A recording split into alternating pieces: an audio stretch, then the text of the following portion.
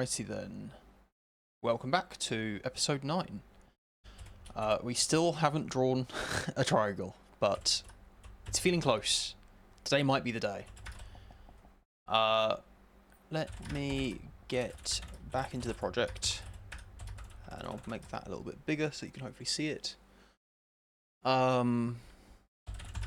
normal little bit of setup. Still playing with Cocoon, so let's get in here, make a server. I probably need to come up with a little script that like makes a team-up session and makes a Cocoon server that's got the same name. That seems a sensible thing to do, but I haven't done it yet. So we've now got a Cocoon server. We can go see Flectris, and do I remember where we'd have been up to? It's probably in the renderer. It's probably a to-do. It's not that, but it's related to that. It'll be this. Yeah, that was it. So last time I was looking at actually making our calls. What's the word? Actually recording our series of commands that are needed if we're going to actually draw to the screen. I don't remember where we got up to. Bind pipeline, command, bind vertex buffers. So we've got our input data is set up, and then we have color attachment. So this is where we've gotten up to. We've gotten stuck on image layout, load up, and store up. Right. So I've done no extra reading, but I think, having now seen this, I think I remember this from going through the VK tutorial, that this previous to-do that we have, my god, where was it? That first to-do, if we can jump back, up here, where we've got our, where we go and get our swap chain images, there was a note to say that all presentable images are initially in this undefined layout thing. So we may have to do a bit of work. I think we're now hitting up on that work. So let's hope the docs are nice and clear, because like I said, I've done no extra reading. This may be kind of difficult. Or maybe it's easy. Let's hope it's easy. So what have we actually got? I've made the clear value black. I've set it up to what I'm calling my current swap chain image. And we need to go and have a read about image layouts. So let's go pull the docs up. Just realised I've not checked my mic, so I'm just going to go have a quick look. The level's looking okay on OBS, and yeah, they look okay. So VK spec. Are we going to be on the right page? Clear value is related to what I want. What am I actually in? Rendering attachment info. If I just scroll up, will I find it, or is this going to be a really slow way to get there? Clearing images. Depth stencil. Clear command. So yeah, that's not the right place, is it?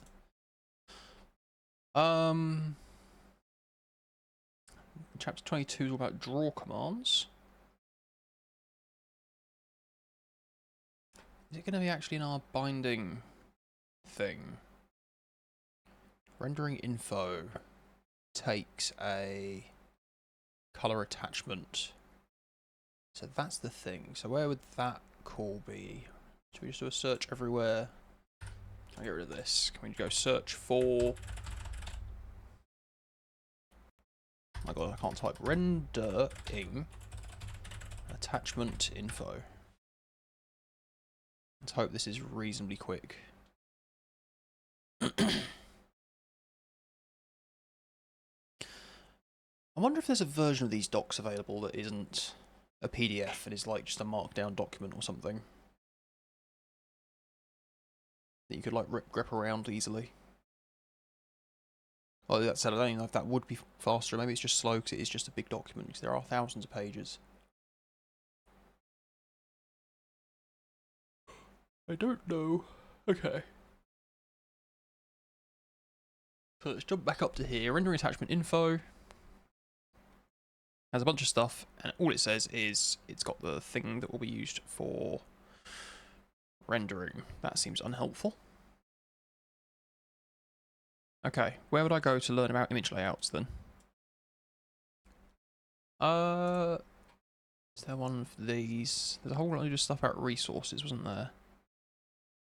Synchronization, cache control, render paths, shaders, pipelines, memory allocation, resource creation, image layout. So that's a possible. Resource descriptors, shader interfaces, image operations. Give me something about that in here. You have your image view, your samplers. I'm just searching this for layout. Layout validation doesn't sound like what we want. Wait image layout. Not written for a query, are written according to a layout dependent on the query type. No, that doesn't sound right, does it?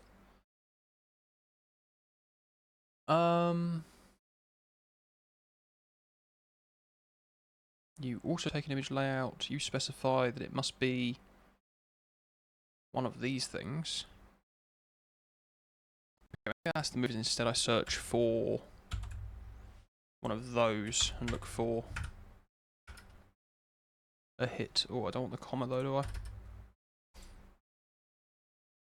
There must be a better way to find this.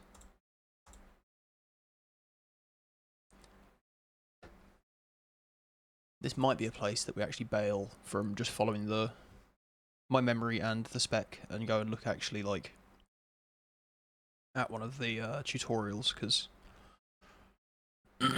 we might be about to spend a lot of time achieving very little.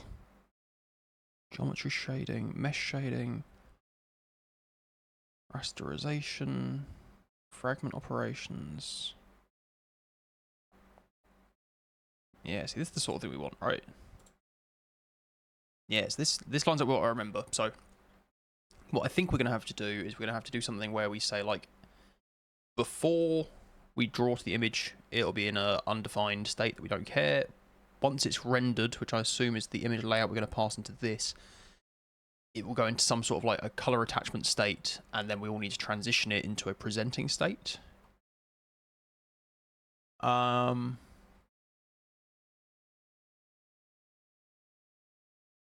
But yeah, so this is all about presenting. We don't want that just yet. We are going to need that. I'm hoping this will just turn up like... Maybe it's back in the image resources bit. That seems like the most likely thing we've actually spotted. Render passes, shaders, pipelines, resource creation, image layouts. That sounds like what we want. Oh no.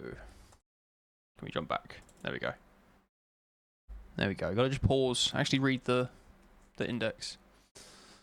So images are stored in implementation-dependent opaque layouts in memory. Each layout has limitations on what kinds of operations are supported for image sub-resources using the layout. At any given time, the data representing an image sub-resource in memory exists in a particular layout, which is determined by the most recent layout transition performed on that image sub-resource. Applications have control over which layout each image sub-resource uses and can transition an image sub-resource from one layout to another. Transitions can happen with an image barrier included as part of a command pipeline barrier or a VK command wait events command buffer command. Okay, so I'm going to just quickly scribble down VK command pipeline barrier, because I think that might be what we need. VK command pipeline barrier. Because if that is right, we need to do a transition. What would it be?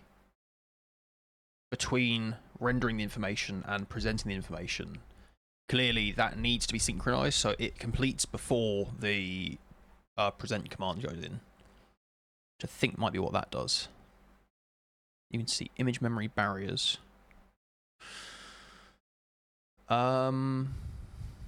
Okay, I'm going to make a note of image memory barriers as well. Maybe I should find a way to do this that's like on screen. Maybe that'd be better for the stream, but I just have a notebook next to me. So, Oz, you can't see it.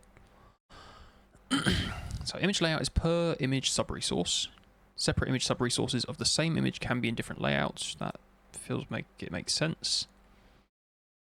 When a VK image view descriptor is accessed on the device, all image sub-resources must be in a valid image layout. Each layout may offer optimal performance for a specific usage of image memory. For example, an image with layout VK image layout color attachment optimal may provide optimal performance for use as a color attachment, but be unsupported for use in transfer commands. So that sounds like it's what we want.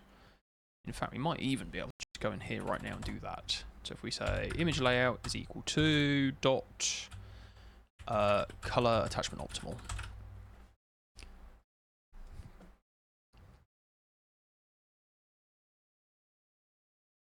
And we'll need to go and check. Does that mean then? Sorry, come back up to here to do check. Need to do something to put it in this layout first, because I think we do. As they say, upon creation, all sub-resources of an image are initially in the same layout where that layout is selected by this thing. It must be either undefined or zero initialized. Okay, so ours is undefined.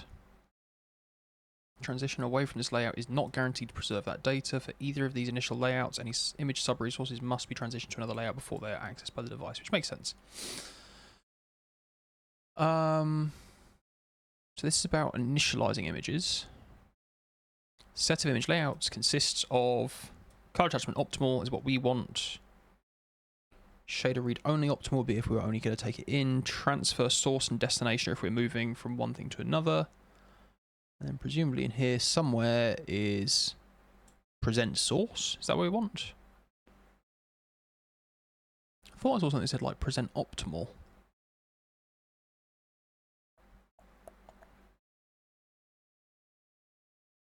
No, let's just have a quick read then. So undefined, pre-initialized. So interesting, there is a general one, so we could get into a habit of just saying we're going to make it general and it should just work.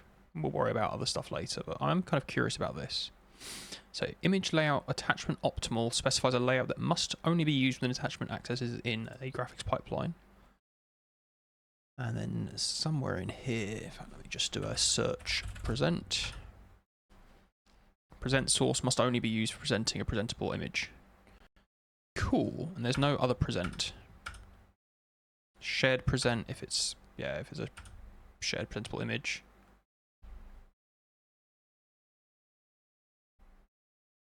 Ah, okay. So you can't use image layout general for presenting. So we're going to have to do some layout updating anyway. Interesting. What is this then? At the time that any command buffer command accessing an image executes on any queue, the layouts of the image sub-resource that are accessed must all match exactly the layout specified by the API controlling those accesses, except in case of accesses to an image with a depth or stencil format performed through descriptors referring to only a single aspect of the image, where the following things apply. Okay. When performing a layout transition on an image sub-resource, the old layout must either equal the current layout of the image sub-resource at the time the transition executes, or else be undefined, implying that the contents of the image sub-resource need not be preserved. The new layout used in a transition must not be any of undefined pre-initial. Okay, so these are just for setting new images up. Is there anything to tell me how to do image transitions?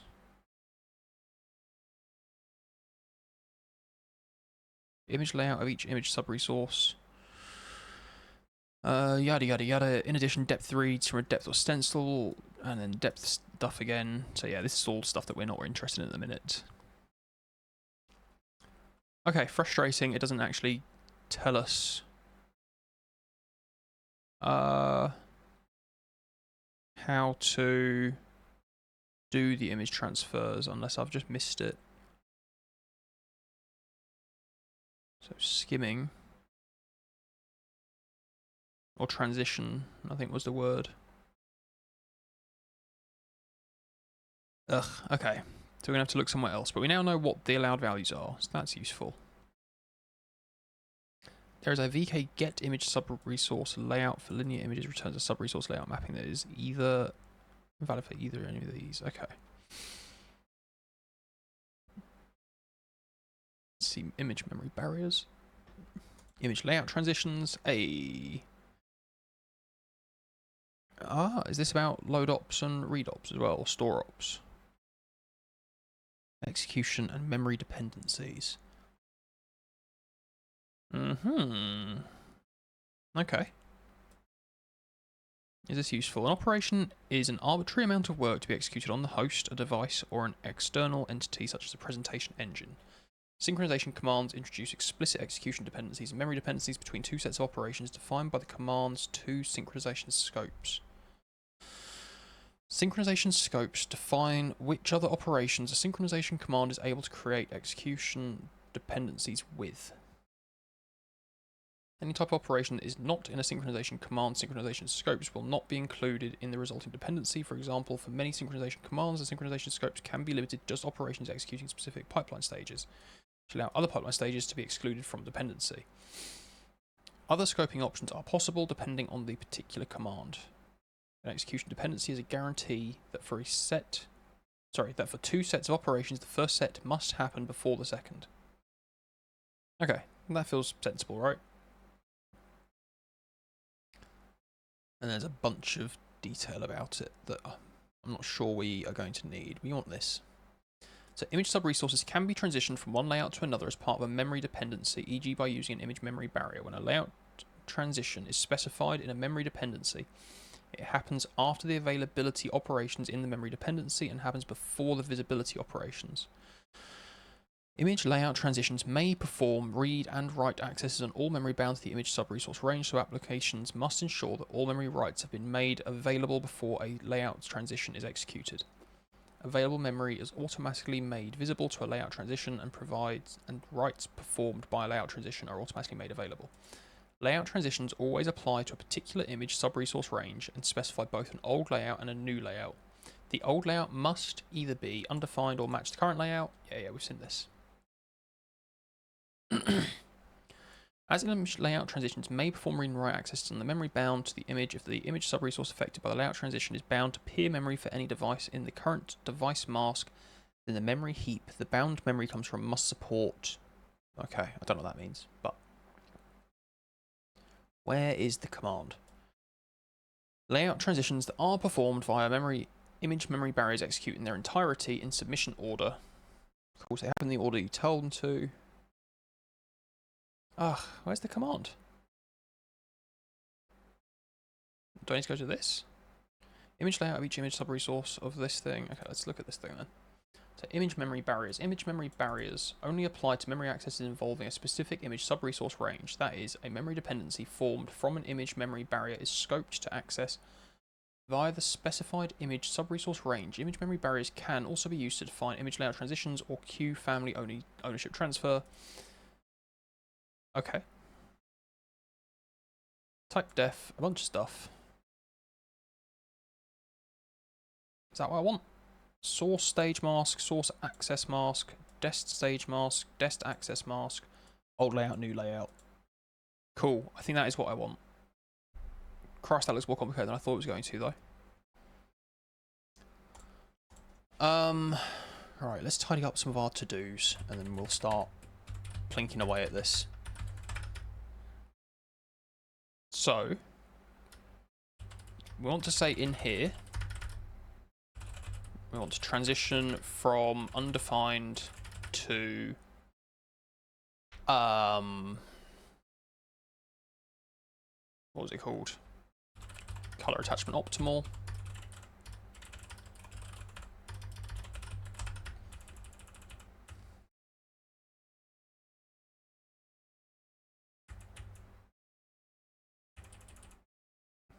And then I think after we've rendered the image, we then in here need to do a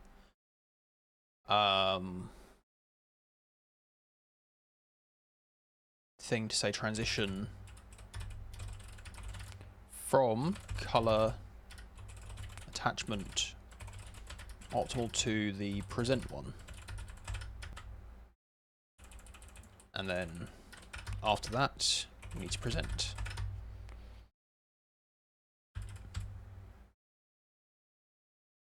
That might require us to put some sort of like semaphore on here, if it has one. It doesn't look like it has one though.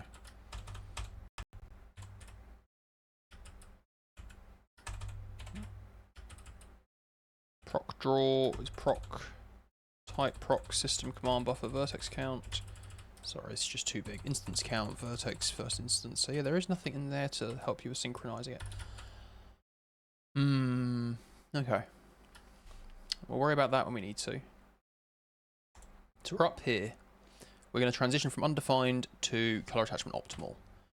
It looks like we do that by... I mean, how do you actually execute this thing?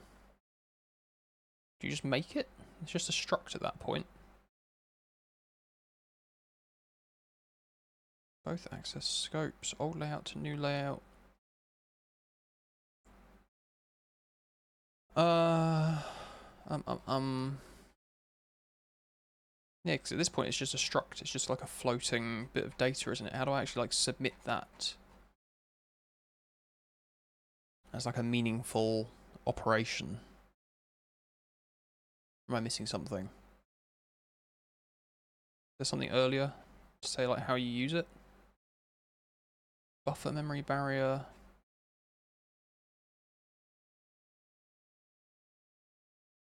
Lots and lots of detail about how you use it right and wrong. Buffer memory barrier 2. The original memory barrier. Lots more scrolling. There we go. Memory barriers are used to explicitly control access to buffer and image sub-resource ranges. Memory barriers are used to transfer, change image layouts, and define availability and visibility operations. They explicitly define the access types and buffer and image sub-resource ranges that are included in the access scope of a memory dependency that is created by a synchronization command that includes them. So there must be some other command that is a synchronization command that we pass these into, right? Surely that's what that's saying.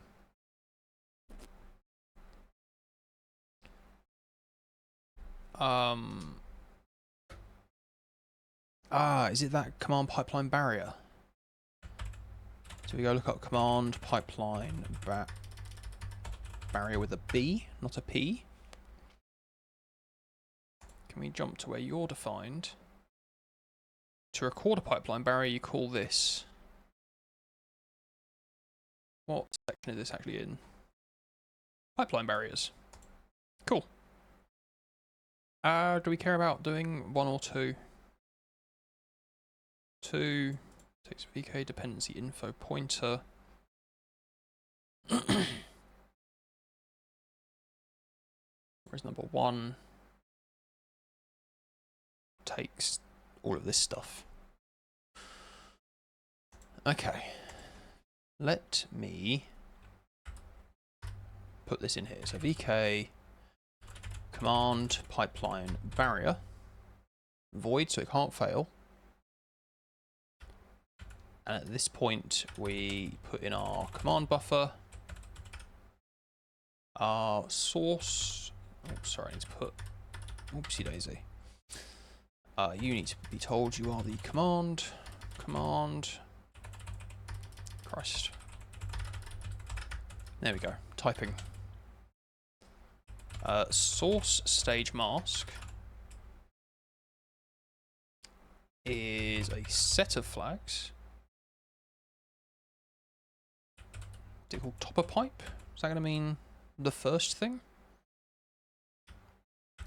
I think it might be that. I think what this might be saying is we're creating a memory pipeline barrier that says that when we're going from the start of our graphics pipeline to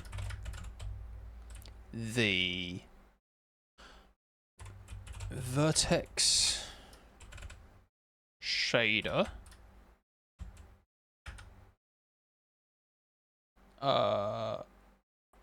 Don't know what dependency flags means, so let's put an empty one in so we know it's there. At that point, we want to put in a memory barrier that does the transition for us. So I might just put, instead of this, a scope to say transition swap chain image to color attachment layout, and we stop that down here. So you, sir, are going to have a single memory barrier. P memory barriers, pointing us back to our memory barrier. Buffer memory barriers. Sorry, we're going to need image memory barrier, not generic memory barriers. So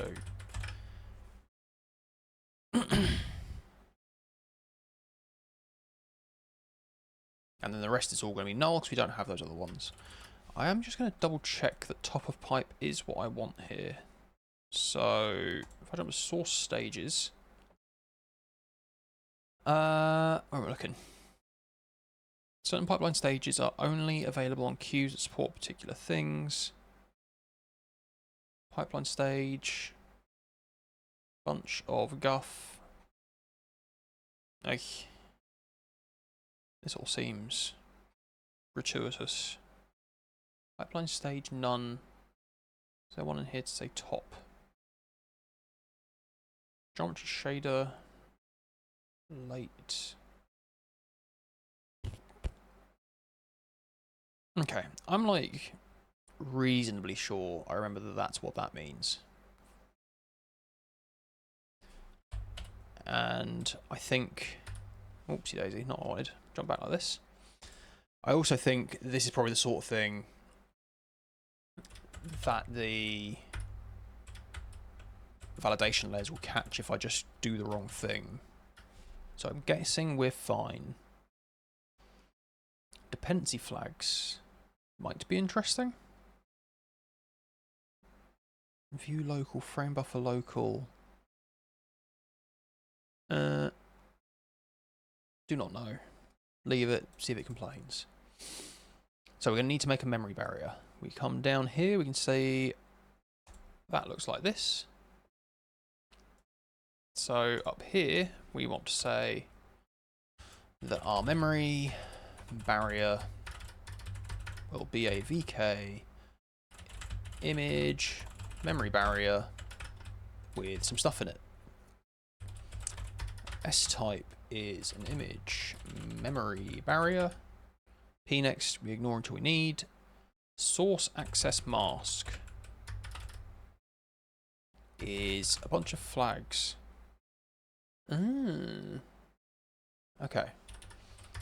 So that's definitely going to need some stuff in it, as will this. So we're going to tell it that the operations that this memory barrier is interested in are something, I guess. This is the thing we know we need. So in this case, we're going to have an old layout that is going to go from, is it undefined, to a new layout, which will be a color attachment optimal. Source Q family index is our single Q family index that we've got. Our destination Q family index will be our same value. Oh, it's interesting. Okay, so it's on the image directly, not the image view, which is fine. So we have image is equal to renderer swap chain images at renderer dot swap chain image index.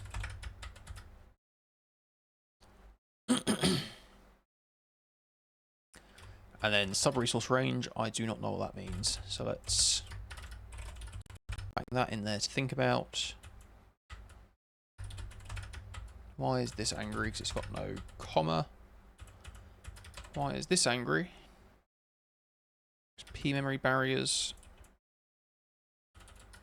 I thought I was just missing the ampersand. What are you saying? Parameter P memory barriers of type this is missing in procedure call. Oh, they're all needed. Oh, okay. I guess actually this should be image memory barrier count. And then is it saying that there's also going to be a memory barrier count 0 P memory barriers 0. Can't be 0 because it's going to complain that it's a pointer, so it'll be nil. Does it want the buffer one as well? Yeah. So then we come down here, buffer, memory barrier count 0 P, buffer memory barriers nil. What a pain. Wonder why they didn't group that into a struct to make it easier. Maybe that's what they did in version 2. Okay. So what do we need to look up here? Access masks and sub-resource ranges. Source access mask is a bit mask of these things. Specify a source access mask. Does that say what it is? So memory in Vulkan can be accessed from within shader invocations and via some fixed function stages of the pipeline. The access type is a function of the script type used or how a fixed function stage accesses memory. Some synchronization commands take a set of access types as parameters to define the access scopes of a memory dependency. If a synchronization command includes a source access mask, its first access scope only includes accesses via the access types specified in that mask. Similarly, if a synchronization command includes a destination access mask, its second access scope, blah blah blah blah. Bits which can be set in these values specifying access behavior are all of these. Beautiful. Okay, there's millions of them. So none specifies nothing. Memory read, memory write. Interesting. Specifies read access to a vertex buffer as part of drawing command. Input attachment read bit. My god, I don't know which one of these I need. And there's no way to just have a you can do everything value. Maybe if we look up here, these ones have these extensions, so I don't think we're going to need one that's in an extension. So what are we doing? At this point, it's a color attachment output, I guess?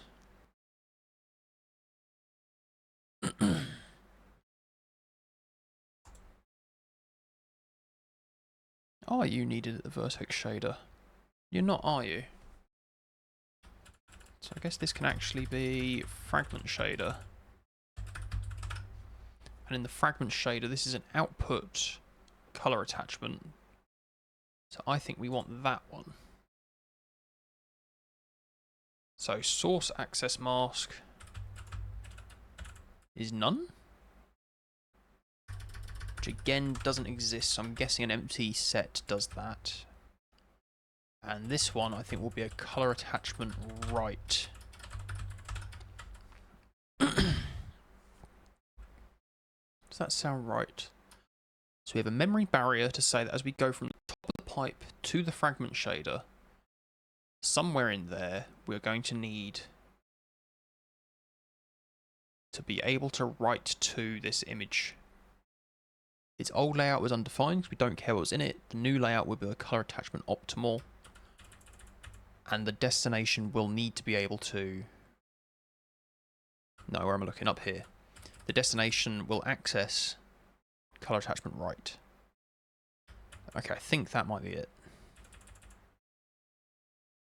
image equals this thing, and then sub-resource range is our other question. So sub-resource range describes the image sub-resource range with an image that is affected by this barrier. Okay. What type were you? Image sub-resource range is a struct. Base MIP level, level count. Base array layer, layer count. And some flags. Color. So, okay, I think we just have to set color. And then those values are all quite simple for us. So, can we remember how to use cocoon?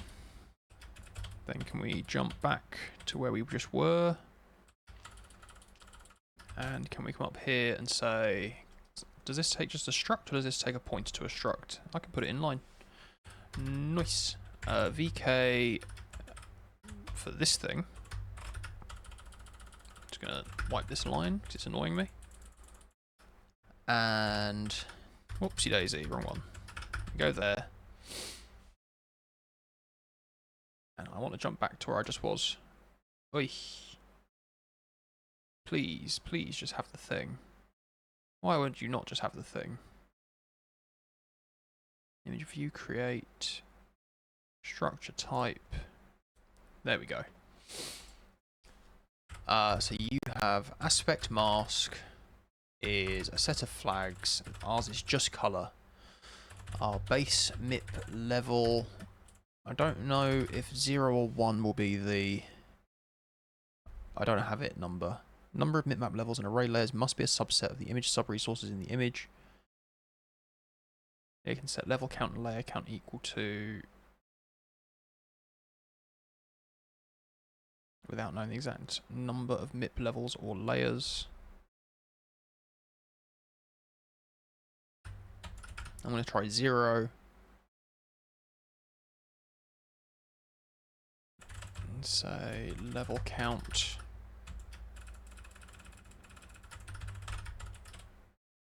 Base array layer 0, layer count 1.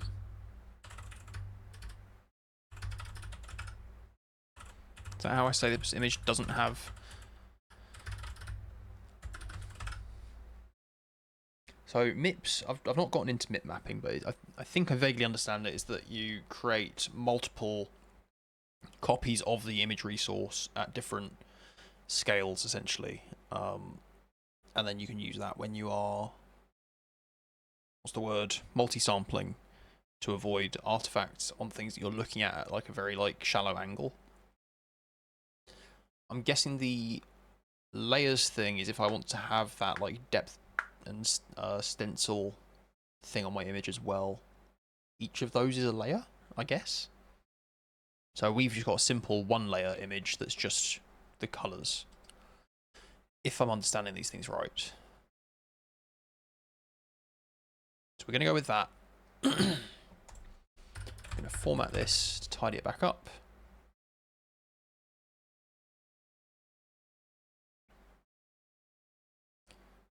So there's your barrier. I wonder if you have to put that before you begin rendering.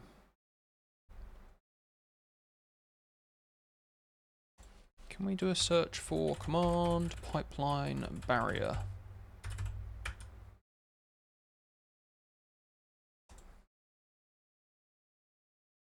To record a pipeline barrier, you call this. Is there anything to say when you should be calling it, though?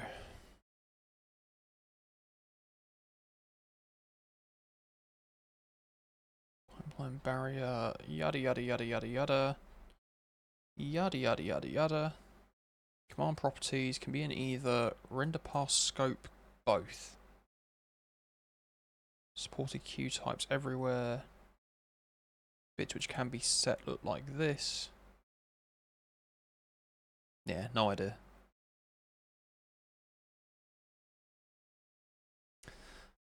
With that in mind then, I think you can actually put these next to each other. Ah, and then I can make a single called command line barrier with both of my barriers in it. Yeah, that totally makes sense, doesn't it? Okay, so this then isn't actually what we're going to be doing. So let's come back up here, and we want to say, instead of that, we want to say, what are they called? Memory barriers for image layout transitions. Slightly lazily, I think I'm going to call this memory barrier 1. And memory barrier 2. Pretend like a type. VK image memory barrier. Because otherwise we won't be able to submit a present. So we go in here, we say you are an image memory barrier. Your source access mask will be color attachment right, and your dest access mask, I'm assuming one of these will say something about being a present.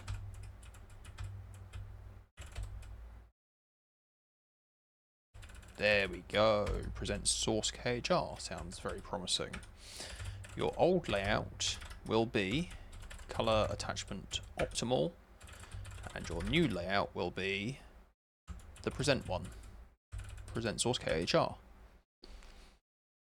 Our Q family index is our renderer Q family index, and our dest Q family index is our renderer Q family index. Our image is the same image. So we have renderer swap chain images, renderer swap chain image index, and our sub resource range, which is the same as the other one, so I'm going to pull it out. So sub resource range, and we are going to say all of you get replaced by sub resource range is equal to sub resource range, and we are going to pop that in there. We're going to add a semicolon. We're going to remove the comma. Angry. Why angry? Undeclared name sub resource range, because I did the wrong naming convention up here. Sub resource range is defined to be this thing. Don't tell me that's the wrong type. Undeclared name present source KHR is okay. What type are you, sir? Access flags. One of these says present, I swear. Command read, index read, attribute read, uniform read, shader write, attachment read and write. Read, write, host write, memory read, memory write.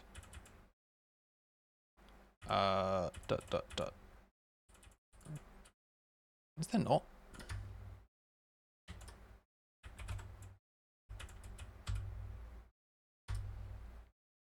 There isn't one for present. How interesting. Is it going to be color attachment read?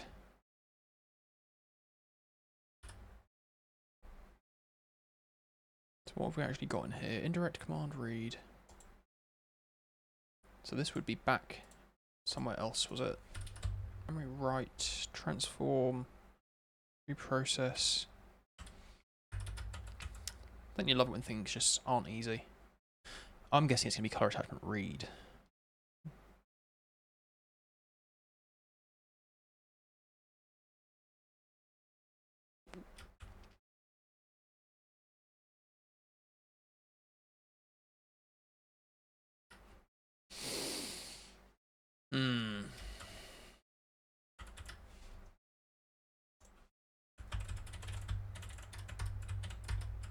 Image memory barrier.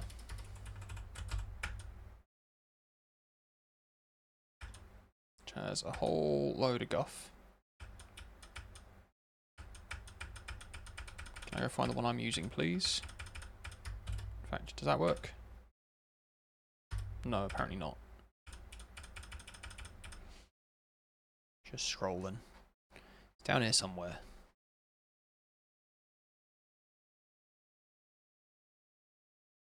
Oh no, it jumps. Resource sharing. Okay, jump me back. For attachments, however, subpass dependencies work more like this. Image memory barrier, there we go. These are access masks. So if I'm in here, if I search this for present, it gets nothing. Excellent. Is there anything in here about present? No. Ugh. Okay, I'm going to guess it's going to be a read, because I can't imagine what else present needs, right?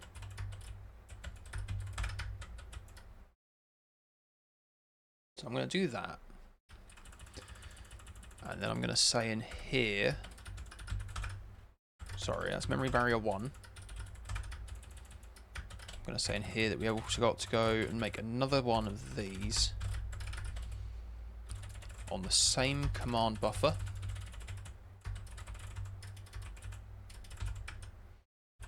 With source stage mask equals fragment shader dest stage mask equals, is one of these about present? No. Is one of these about rasterizing? No. Oh. Color attachment output. Draw, fragment shader, host. Task shader, transform. Could be bottom of pipe. Right, because it's about where we're at in the graphics pipeline. I'm going to go with that. Dependency flags. Didn't understand, making it 0. Image, memory, barrier count is 1. P image, memory, barriers. I'm going to make barrier 2. And then this is all the same as this stuff. So you go in there. Suck that out. Cool. I might run that and see what complains. Lots of stuff. Good. Image memory barriers. 0. Desk access mask. VK access color attachment right bit is not supported by stage mask fragment shader bit. For any element of this, if its source queue family index and desk queue family index members are equal, or if its desk queue family index is the queue family index that was used to create the command pool, was allocated from this desk access mask must only contain access flags that are supported by one or more of the pipeline stages in desk stage mask, as specified in this table. Let's go look this table up.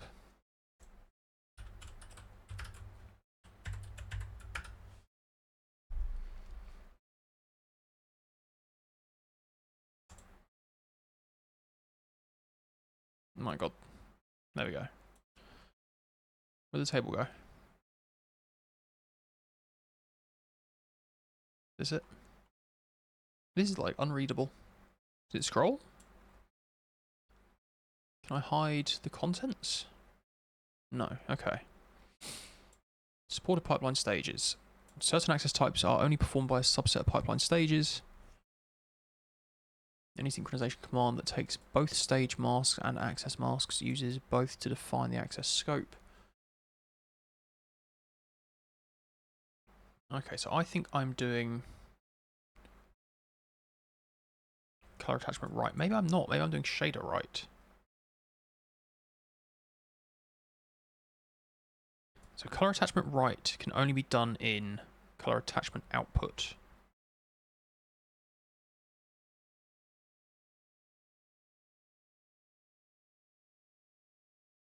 So actually maybe I want shader right then.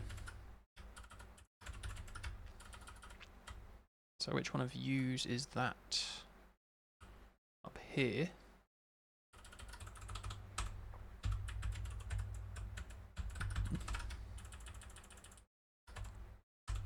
And this one is similarly going to have to be shader right. Be clear, because otherwise it's hard to pick out where our thing starts and stops. Image memory barriers, desk access mask, color attachment, read bit not supported by stage mask, bottom of pipe bit. So can we go look at what our VK attachment, what's it called? Color attachment read bit is this one. It's from the fragment shader bit.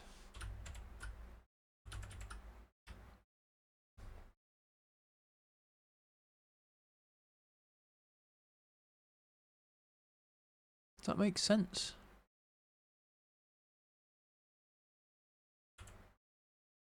So this is our one that's going from the fragment shader to something else, isn't it? Ugh. Right?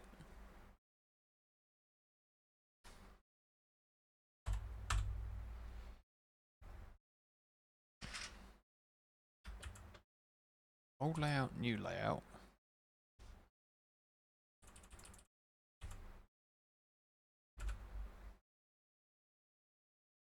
So I think it's this one it's complaining about. It's saying bottom of pipe is the wrong thing to put in here. Should we just go down these and see if any of these make sense? Is it color attachment output? I think that might make sense. That runs dynamic rendering. Inside the fragment shader, it writes to an output location, but there is no color attachments. Nice. Okay, so our memory barriers look like they're working. To transition our memory as we need it to, I might give these better names. So memory barrier 1 is actually what? Oh. Can we not do rename? We can do rename. So we've got memory barrier. To write. And this can be memory barrier to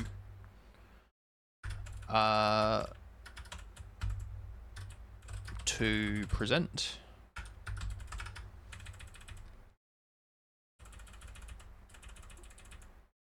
So in here then, as we go from top of pipe to fragment shader, we need to have our memory barrier to write. As we go from fragment shader to present, we have to have our memory barrier to present. That feels good. And this way we now know that our color attachment will actually be in that state. We do now actually know that you did indeed need to do something here, Matt. And it should now be done. I'm feeling reasonably confident about that now. So now we need to go and learn about load op and store op. So let's whack them in like this first. Rendering attachment info. Where is it? You, sir, are a link to it. Load op and store op. VK attachment load op value, define the load op. Load op load op clear, load op don't care. What does that mean? Render pass load operations. Load operations define the initial values of an attachment during a render pass instance. Okay. Load operations for attachments with a depth or stencil format execute in the this. With a color format execute in the that. The load operation for each sample in an attachment happens before any recorded command which accesses the sample in that render pass instance via that attachment or alias. Because load operations always happen first, external synchronization with attachment access only needs to synchronize the load operations with previous commands, not the operations within the render pass instance. This does not apply when using load op none.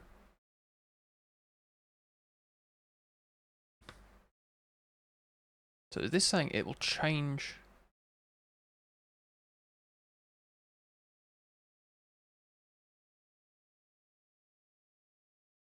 Ugh. So I guess our load up here, we just don't care, right? Because we're talking about we're essentially dumping a thing to...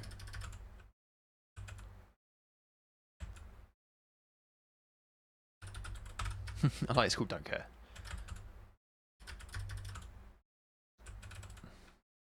Don't care and store? Is that the right things?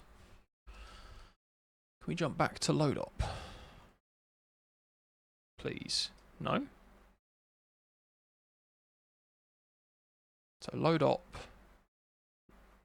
load clear, don't care are the default ones. And then none was added later. So load up load specifies the previous contents of the image within the render area will be preserved as the initial values. Right, so we don't care because we don't want to keep the last image. We're going to just set new values into it. Load up clear specifies the contents within the render area will be cleared to a uniform value specified when a render pass instance is begun. Cool. And attachment load up don't care specifies the previous contents within the area need not be preserved. The contents of the attachment will be undefined inside the render area. For attachments with a depth or central format, this uses the access type thingy right bit. For attachments with a color format, this uses the thingy right bit. Cool. I think that works for us. And then store operations to define how values written to an attachment during a render pass instance are stored to memory. Store specifies the contents generated during the render pass and within the render area are written to memory. Sweet. Which is what we want, right? We don't care how it looked as we picked it up, but we do care that we stick it in memory how we want when we're finished. Which means down here, we now have, hopefully, a valid color attachment to put in. So we have a single color attachment, and it is color attachment. So we now run that. Ooh, and we don't get any errors. Very nice. I might take that as a chance to do a quick kind of checkpoint commit. But we can get rid of at least one of these comments. So that's already done. Present is still to do, so let me just to do in there. Memory barriers for stuff. And again, we could define those somewhere else, but we have that then. Pop up lazy git, and we'll do a quick commit. What is there to say?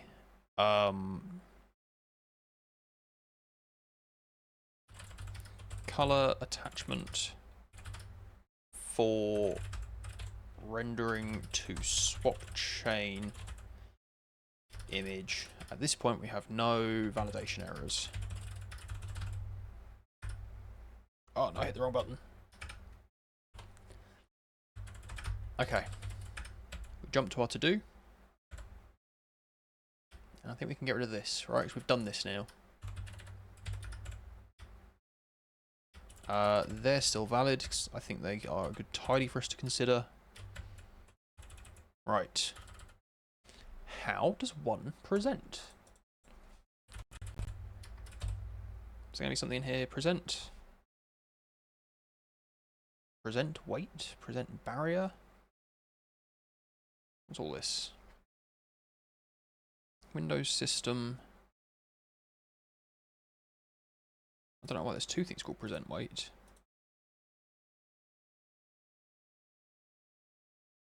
Oh, one's just very short. Present barrier. Display timing. Surface. Presenting directly to display devices. I think this isn't us. Some environment applications can also present Vulkan rendering directly to display devices without using an intermediate windowing system. Yeah, I think that's not us. So we've got a surface. We want to present to surface. Querying for WSI, surface queries, exclusive control, queries, present weight. Let's look at this then. Applications wanting to control the pacing of the application by monitoring when presentation processes have completed to limit the number of outstanding images queued for presentation need to have a method of being signaled. Present ID, present weight, BKQ present KHR. Cool, it plans on waiting for presentation. I don't think we're going to be waiting. I think we're just going to whack them through. So I think we just call this. I would quite like to know what part we're in, though. Have we done this? Acquire next.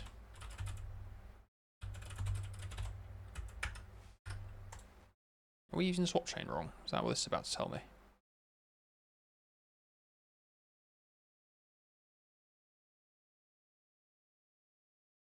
What section are we even in?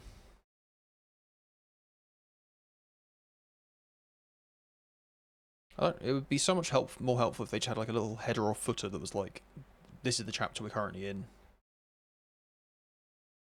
The fact it has that get next thing makes me think our little swap chain index idea was wrong.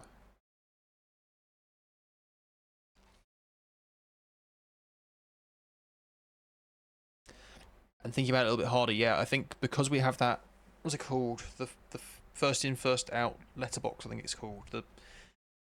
Which swap chain image is currently the right one for us to write to isn't a trivial problem, right? Because we could have an image that is sat in the queue waiting to be presented, an image that is being presented, images that are still free, or we could have all the images currently waiting to be presented, in which case we want to take, I guess, what is the second one in that queue, and we're going to push that to the back to yeah.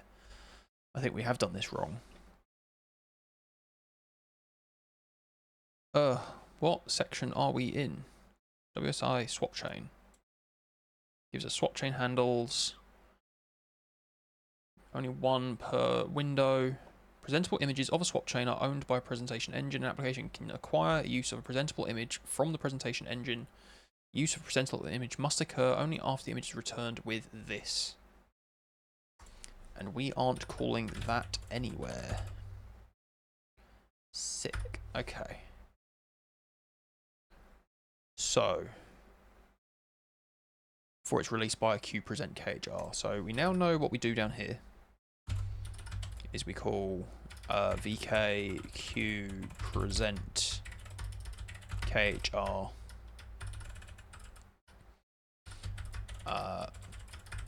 Which we'll stick in a to do because otherwise we're going to get a load of type complaining. Application can acquire use of this. Use of presentable image must occur only after that and before it's released. This includes transitioning the image layout and rendering commands. So the very first thing that we do on draw frame should be to grab the correct oops. Yeah, in here. The very first thing we do in here needs to be this acquire next image. Of course there's two of them. Why wouldn't there be two of them? Which I assume gives us a image index. Nice. Okay. Okay. Do we put that on the renderer? Or can that just be local state to draw frame? That can probably just be local state and draw frame, can't it? Can fail. Okay. Okie dokie. So let's say in here then swap chain image index will be a U32. We'll have a scope because we're going to have this res nonsense populating our or polluting our namespace. I guess get next swap chain image. User go in there. You are going to have a result is equal to a bunch of stuff if res not equal to success, then panic, failed to get next swap chain image. User take. Oh, you take a semaphore and a fence. We're going to have to care about that. That's kind of interesting. Okay. So we're going to have renderer device, renderer swap chain. Timeout specifies how long the function waits in nanoseconds if no image is available. Can I just pass, like, the biggest number? Is there a max U64? Is that an option? Semaphore fence pointer to swap chain image index. Then I would like to jump back to where we define renderer, because that needs to go. And then we need to go and sort this out. So you can now, if I delete that, that should be fine, right? And then the same again. So delete that, jump to the next one. Delete that, jump to the next one. Renderer.swap chain image index. That line can go because it was incorrect. There are no more errors.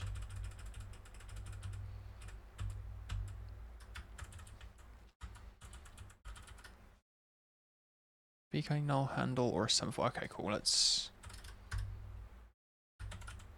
I think the VK null handle is literally just 0, if I remember right. Does it have it in here? Null handle? No. Okay, I think it's 0. Let's see if you run. I want to run main.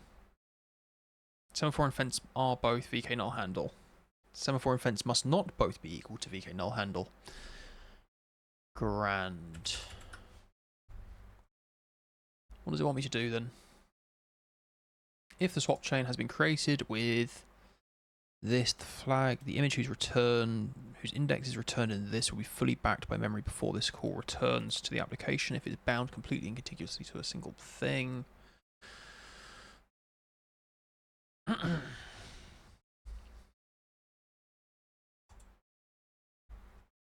See, this suboptimal KHR stuff is the sort of thing where the screen is resized or something like that. So that's the kind of thing we have to come back and handle at some point, but we're not doing it now. When successful, it acquires a presentable image from a swap chain that the application can use and sets p image index. May not have finished reading from the image at the time it's required, so the application must use a semaphore and or fence to ensure the image layout and contents are not modified until the presentation engine reads have completed. Once VK acquire next image KHR successfully acquires an image, the semaphore signal operation referenced by semaphore, if not VK null handle in the image signal operation referenced by fence. Okay, I think we're going to have to go read how fences work then. Right. Which is to say, fences are used to synchronize between the GPU and CPU. So we're going to have a fence that's set up to say what? We come in to draw a frame, the fence is put into like I am busy mode, and when we finish drawing frame, I guess the host needs to do something to set the fence back into like ready to do the next one mode. And then we're essentially going to have a single frame in flight at any time.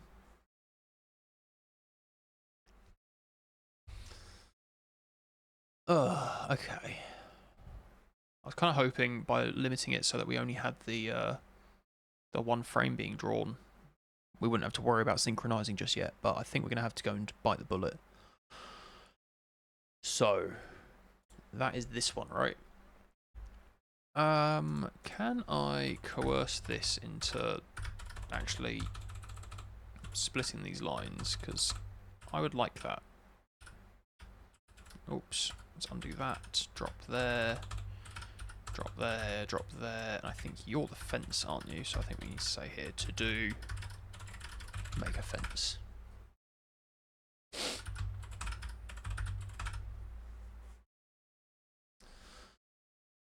I might switch these all out to say note. I'm also going to remember, how do you do it? Is it this and then this? Still getting used to the fact you have multi-cursors. It's kind of Cocoon's killer feature that got me interested.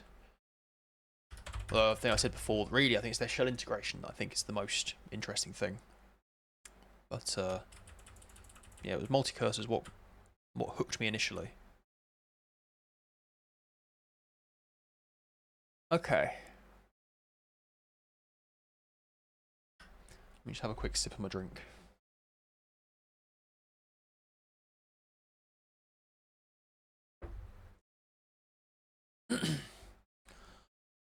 Alright, let's go read about synchronization. Where was it? It was quite early on, wasn't it? Synchronization, fences.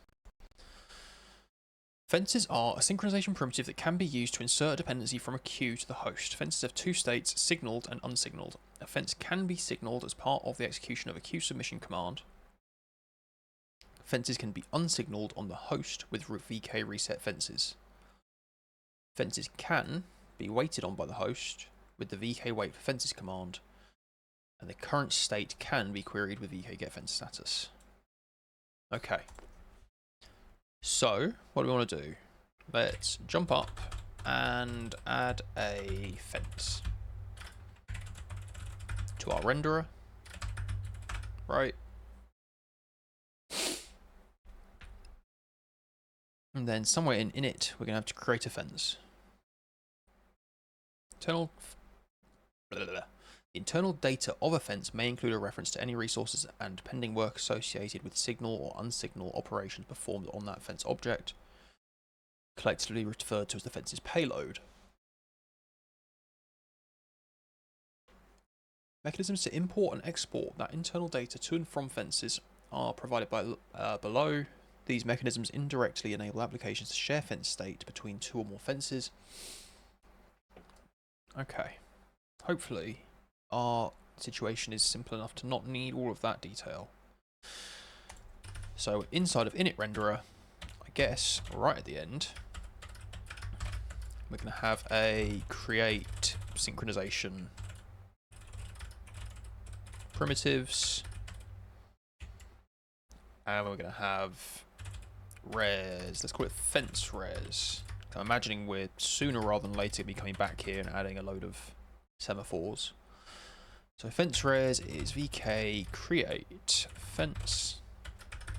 It's going to take a renderer dot device. Let's go doot device equals that.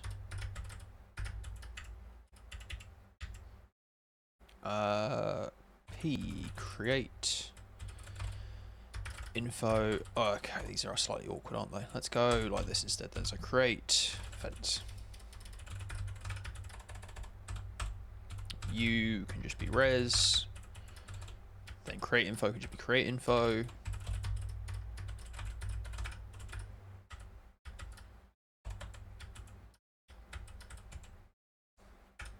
Our special allocator will be none.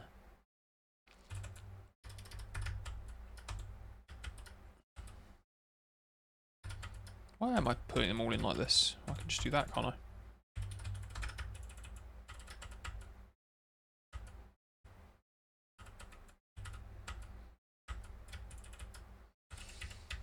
And then this one will be pointer to renderer dot fence, renderer dot fence.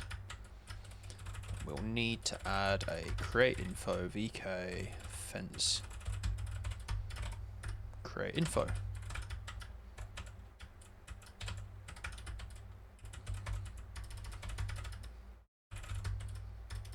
Remember, we learnt this last time. Remember to put your dot in, or you look at idiot. Okay. Fence create info just takes flags. And I think one of these flags is like start signaled. Yeah, there it is. I remember this. So flags is equal to signaled. So I think this is about what is it? We're going to have program wait for the flag to be signaled? No. I can't remember, but I do remember having to do that in the thingy tutorial. So hopefully we go to use it and it becomes super obvious. I'm guessing we're also going to need to destroy our fence. So let's just come in here and say destroy fence for device fence. Nil. Typing is a difficulty. There we go. So we come in here, we run, and it's unhappy that our thing is still there. It's the same thing it was unhappy about before, so that's fine. So that's made the fence. We now want, inside of this, I'm going to double check that it's actually the second one that is the fence and not the first one. So we jump forward, device, swap chain, timeout. Yeah, it's semaphore then fence. So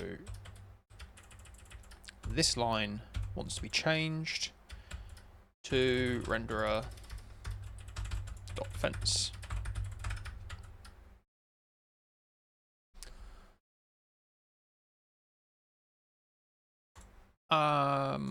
Right. So we've created a fence.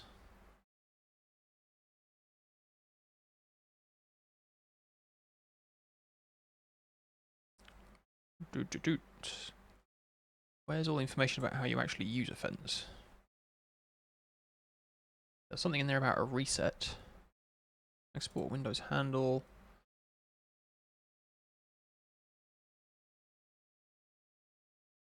Okay, fence Win32.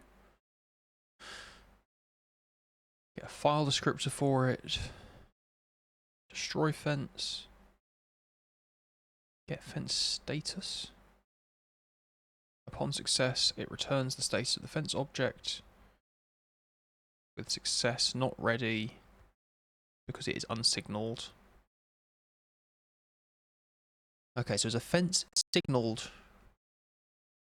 and then it becomes unsignaled when it starts working. Is that how it works? So this thing will trigger the fence to unsignaled, and then when we reset it, it will be signaled and ready to go again. There we go. To set the state of fences to unsignaled, no. Oh, okay. So if it is signaled, it means it's being used. If any member of pfences currently has its payload imported with temporary permanence, when VK reset fence is executed on the host, it defines a fence unsignal operation for each fence, which resets the fence to the unsignaled state. If any member of this is already in the unsignaled state, it has no effect.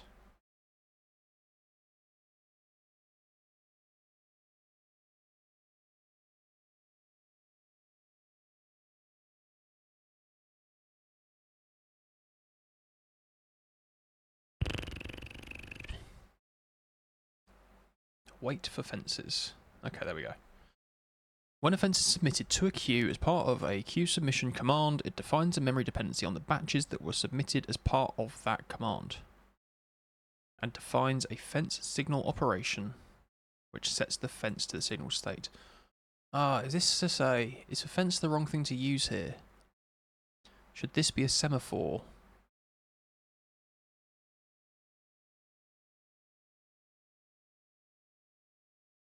I think this should be a semaphore. And then we should have a fence on all the way down here on queue submit. That should be our fence. Because it's at that point that this frame is actually finished. Okay.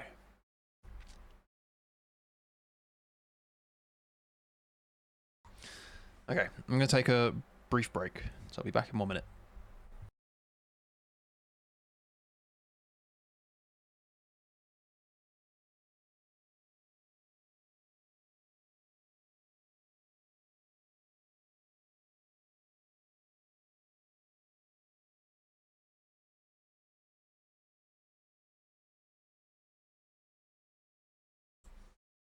Okay, and I am back.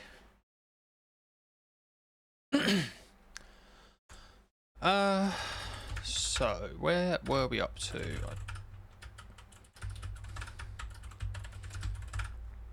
Yeah, we were just thinking about synchronization.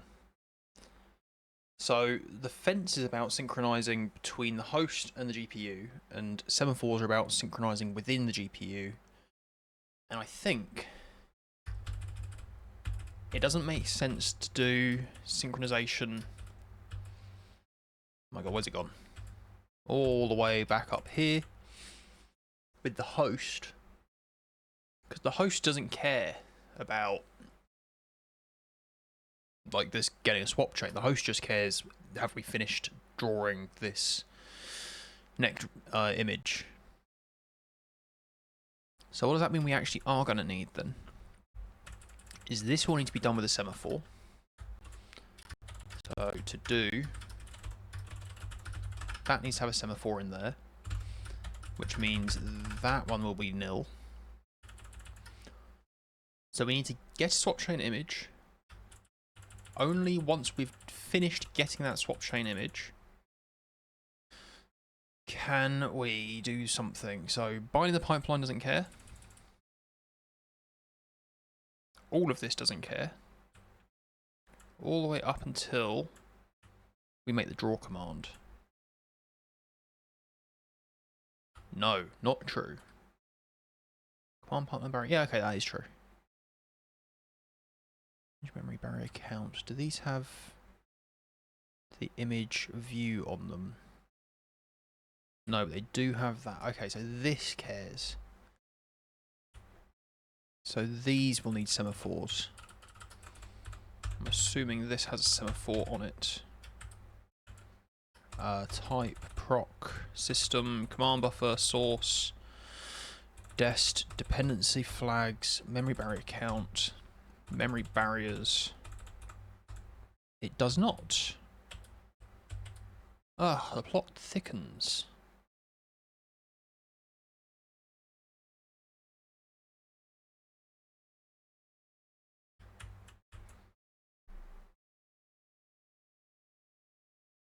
So how does that work then?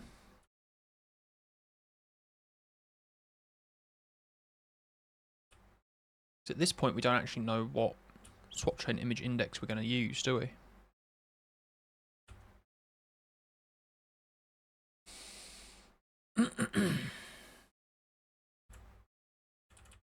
Color attachment is all this stuff.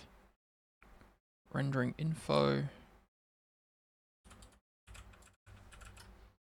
Let's begin rendering. Take a semaphore. System command buffer. Rendering info. Looked in the wrong place. Rendering info is this one. You take S-type pnex flags render area. No semaphore.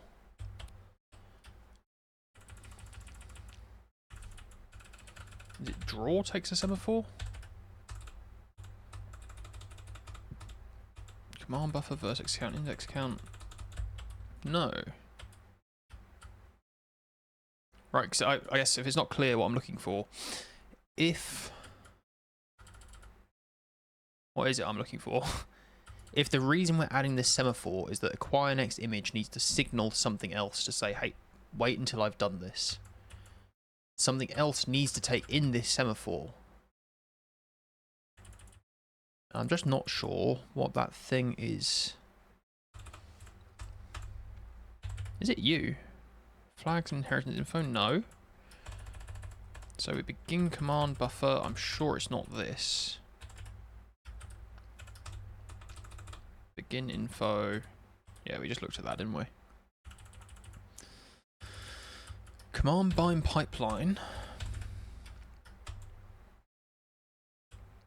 Which takes a command buffer, a pipeline bind point. It doesn't sound like you. Doesn't sound like any of this. Sub-resource range. I mean, it sounds like it should be this memory barrier, doesn't it? Because memory barrier here needs to know which image it's writing to. It takes S type, P next, source access, desk access, old layout, new layout, image and sub resource range. This thing takes a whole bunch of info. Command buffer, source stage mask, desk stage mask. What's dependency flags? No, it doesn't like that either. Memory barrier count, memory barriers.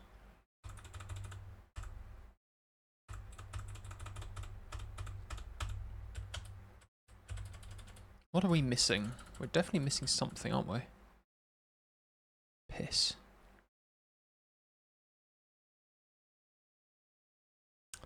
Is it queue submission? No, because it can't be. Because again, we can't know what. We can't know which image we're doing these layout transitions on until we've got this result back. Which means we can't call this code. Right? Before we've got the result of this thing up here. Wherever it's gone, this thing.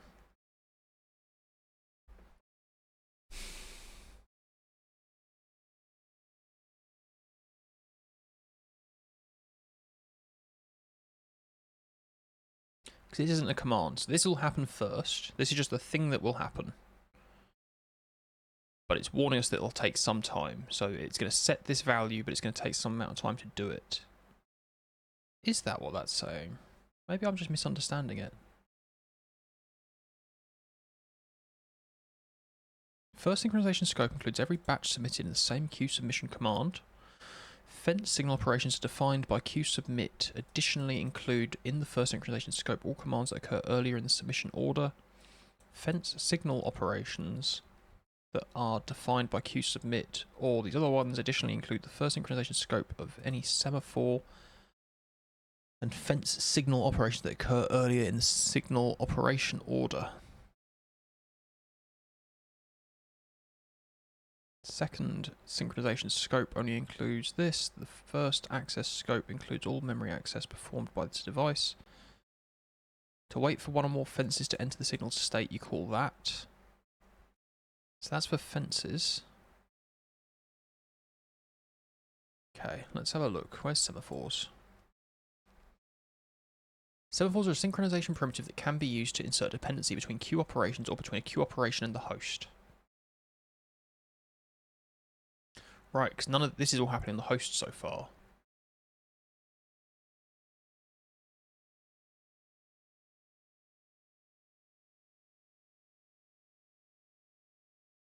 A timeline semaphore can additionally be signaled from the host with this command and waited on with that. Binary semaphores have two states, signaled and unsignaled, which is what this is, right? I think timeline semaphores are a thing that you have to go and opt into, so we've not done that. Okay, so let's imagine we create a semaphore. In fact, should we do it? Must be a quick way to do this. Renderer. Down here, let's imagine we have semaphore. Acquire image. You're a semaphore.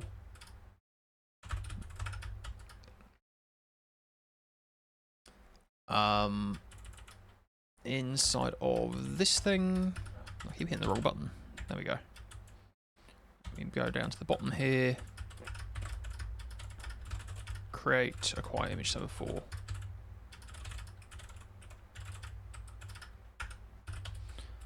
So we're going to need a create info, which is of type vk semaphore. Create info, which we will do in a second. We'll then do res. Oh, we forgot to do this. If res not equal to success, then panic failed to create fence. Then down here we have create info is defined to be that, res is defined to be vk, create semaphore, which will take the renderer.device. It will take our pointer to create info. We don't have a custom allocator, and it will take a pointer to renderer dot semaphore. Nope, messed that up, didn't I? Semaphore acquire image. So we've got all this. We now need to know what to put in here. One thing it will have is an S type for semaphore create info. Right. What other fields do you take? Flags, which does nothing. Nice. So that just looks like that. Res is create semaphore with all that on it. If res not equal to success, then panic failed to create a quiet image semaphore.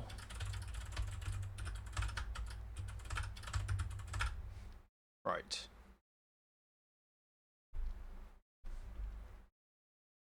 Maybe it should be a fence. My god, this whole thing is just a headache.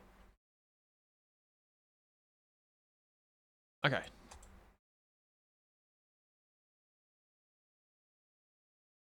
Semaphore looks like this. Is there something on here to say, like, wait for semaphore to be signaled? Possible values of this specifying type of semaphore.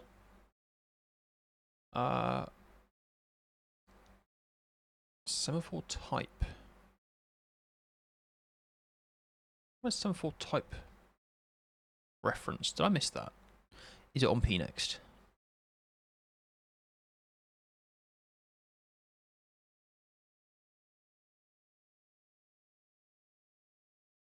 Semaphore create info pnext. Yeah. So this would be how you make those timeline ones.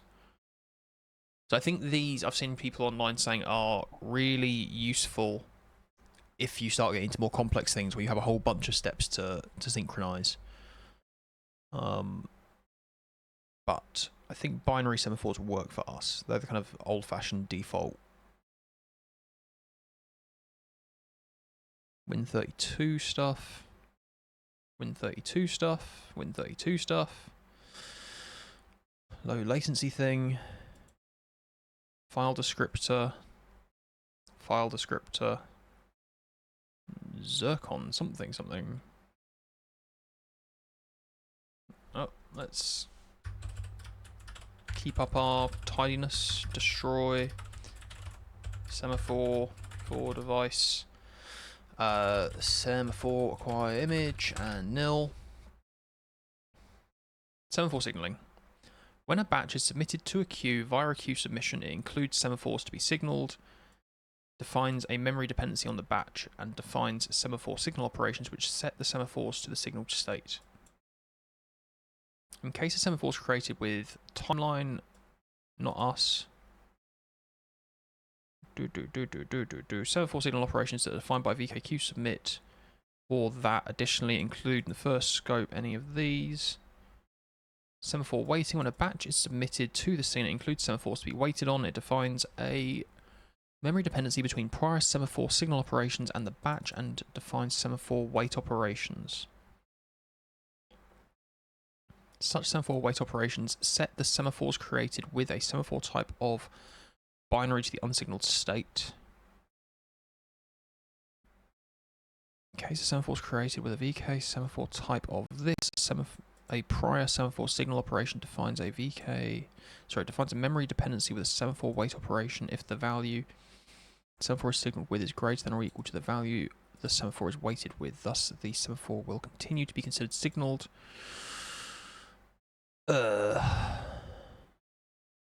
Struggling a little bit here.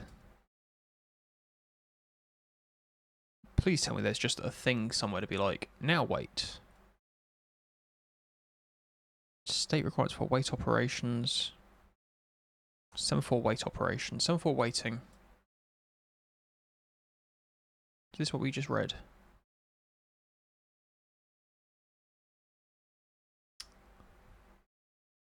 State requirement. Yeah, it is. Host operations and semaphores. In addition to semaphore signal operations and this thing, submitted to device queues, timeline semaphores. Timeline semaphores support these, so we're not using them, so we don't support these. Wait for semaphores to reach particular counter values using that command. P wait info, where wait info will presumably have like the number on it, will it? Yeah, it takes in the semaphores and the values, and that will be the values that it waits for, I guess. Additional parameters for the wait. Okay, so that's not us.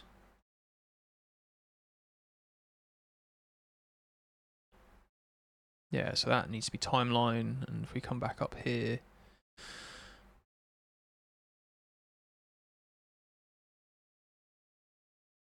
there must be timelines. So yeah, we can't do those. So maybe it does need to be a fence. But it's like it's a one-off fence. It's a fence we're going to touch there.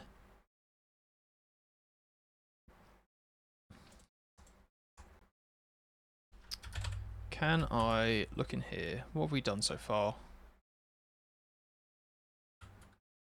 Some of that is correct. Okay, let's jump back up here. I don't think we're doing the right thing with this or this. So let's take them out. Create fence. Ugh. Okay. I'm sure we're going to need a fence and a semaphore. So let's just go ahead and do like that. We'll do our renaming like that.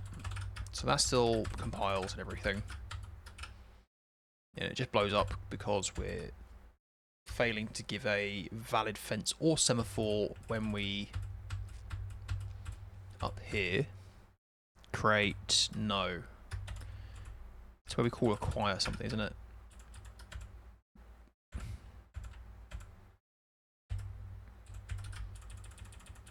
Problem with doing these. That acquire next image KHR. Let's just jump to that again.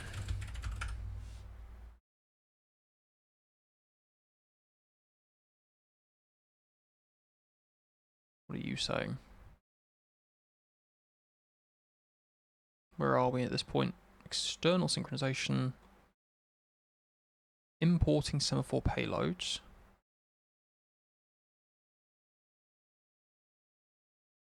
Passing a semaphore to this is equivalent to temporarily importing a semaphore payload to that semaphore. Because the exportable handle types of an imported semaphore correspond to its current imported payload, and VK acquire next image KHR behave the same as a temporary import operation for which the source semaphore is opaque to the application. Applications have no way of determining whether any external handle types can be exported from a semaphore in this state. Therefore, applications must not attempt to export external handles from semaphores currently using an imported payload from that. That does not sound quite like what we want.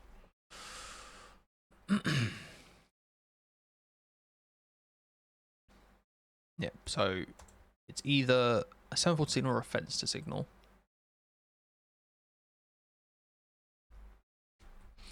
So maybe it should be a fence, right? Because this is all happening on the CPU.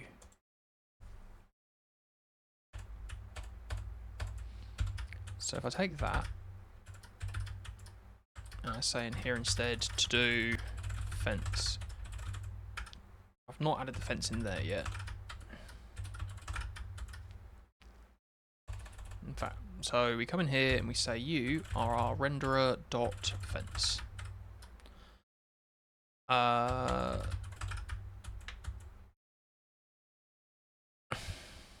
If res is not equal to success, is it called just wait for fences? Oh, what is wait for present? That's interesting. Wait for present. When present wait is enabled, an application can wait for an image to be presented to the user by first specifying a present ID. Presentation by adding a VK present ID KHR structure to the pnext chain of that. Okay, so we've not done that. So we're not doing this. Can we look up wait for fences? VK wait for fences. When a fence is submitted to a queue as part of this, it defines memory dependency, the first scope, yada yada yada yada yada. Only includes the fence signal operation. First access scope includes all memory access performed by the device. The second access scope is empty. To wait for one or more fences to enter the signaled state on the host, you call this. So we call VK. That is also going to have a res.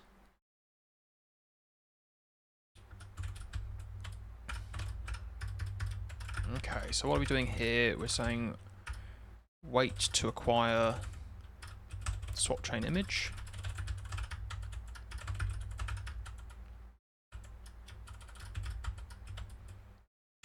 And in there, we're going to say res is equal to VK wait for fences for renderer dot device fence count 1 p fences is pointer to renderer dot fence bool wait for all condition that must be satisfied to successfully unblock the wait. If wait all is VK true, the condition is that all fences in P fences are signaled here. And timeout max I64, I guess. Not allowed?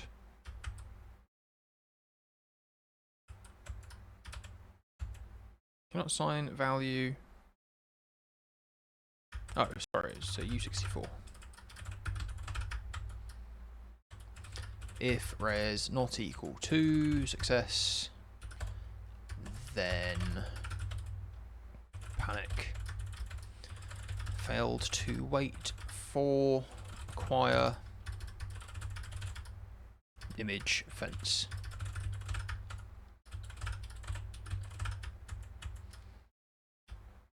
So that fence is passed in there. So that will set it to signal. And so we're also going to have to reset the fence somewhere.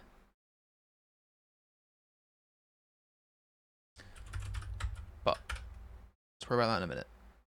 You there. Submitted in signaled state because when I created it, I made it signaled. So in this case, that can be binned. There we go. So that might not be the best way to do it, but it does mean we know for sure. I am curious why that needs to be done like this. Are you meant to do that further in? Alright, because that's not being done on the GPU, is my understanding, because it's not being submitted to a queue. So there's nothing GPU bound in there. So is this essentially just like an async await type thing? It's just that that call will take some amount of time. Okay, I'm going to think about it that way. So with that in mind, I'm also going to rename this to fence acquire image. Acquire swap chain. No, acquire next image. Because that feels good, and it also didn't work. Okay, fence acquire next image. Check it runs. Right. So we're now in the wrong place. Where is draw? There. Oh, frame.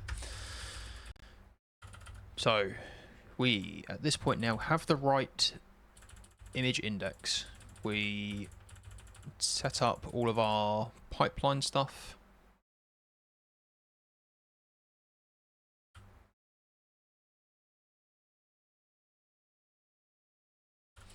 Do you know, I'm just going to take these out because I don't even know what that would require.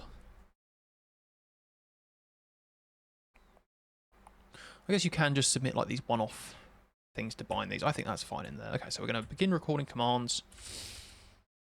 Bind our pipeline. We bind vertex buffers. We have all of our image transition stuff in here. We make a rendering attachment for our thing we're going to write out to that now has the right thing on it there. We then have rendering info, VK rendering info. It says what we want to draw. Right. We begin rendering. Command draw end rendering.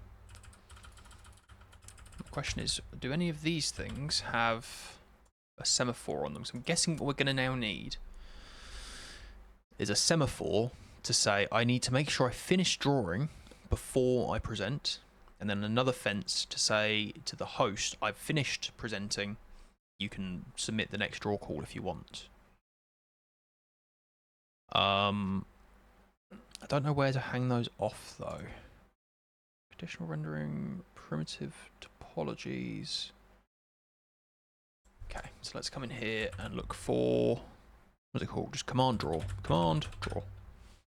Not draw indexed. Command draw. Command draw just takes the stuff it needs for that. Okay. Command begin rendering maybe. Takes a rendering info, which takes nothing about synchronization, so it's not on that. What about end rendering? End rendering also doesn't have anything.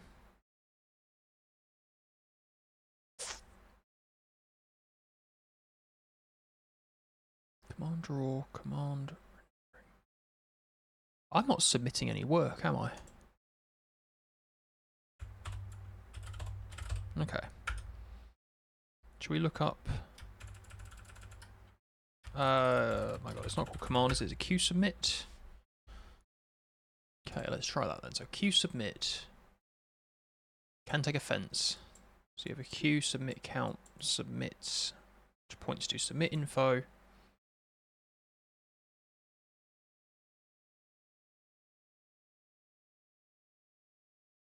Okay, let's use the old-fashioned one. Where's submit info? Submit info can have semaphores on it. Semaphore count, wait semaphore. Command buffers. Okay, let's write this submit thing, and hopefully all of the synchronization stuff kind of falls out for us. So, we will write a, in fact, yeah, let's leave that there. So we're going to write a present thing. Ah, presenting's not a command. Interesting. Okay, I've got the wrong picture in my head. It's not a command. So we go in here and we Q submit. That will then probably have a semaphore or something that it can signal, and then present probably takes in a wait semaphore. Okay, that makes more sense than what I was imagining. So you, sir, can just take the Q. Submit count and P submits. It's going to have one, and we're going to have to make a submit info. Fence, I'm assuming, is optional. I think ours will be 0. Is that true? Yeah, because the host... Oh, maybe it's not. Maybe we do want a fence and not a semaphore. Okay, to do fence. Yeah, because this hasn't got a semaphore on it. Okay, so fence to synchronize with Q present. Yeah, I think we might actually want a fence. Okay, let's get our submit info put together. VK nope, VK submit info S type, nope, S type equals dot submit info. does this say here? Submits is a pointer to an array of submit info structures, each specify a command buffer submission batch. Command buffers and semaphores specified in this array may be accessed at any point until the queue operations they define complete execution on the device. Okay. So that's to say what I could have is a signal semaphore, wait semaphores, wait count, wait destination, stage mask.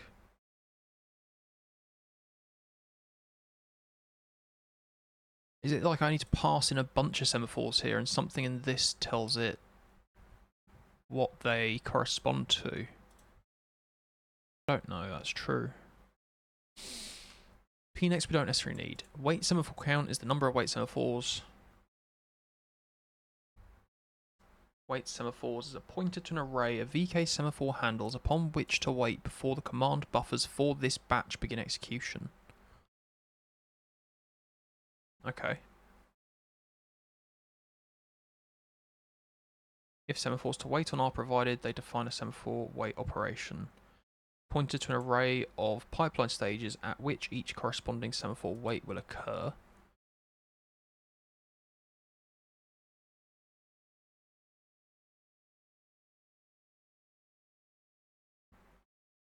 Which maybe does work for us, right? Because we could say something like, we don't actually care which swap chain image we're going to get until we're at the fragment shader. And so we could have a wait semaphore that our acquire next image will signal when it's got the value. But I'm still confused because I think we need that value. Right, back up here somewhere.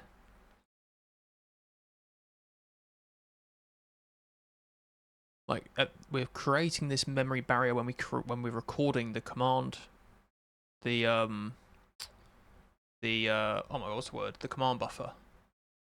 So it's not like getting this value is something we can defer. This isn't like a pointer that we can rely on it reading later.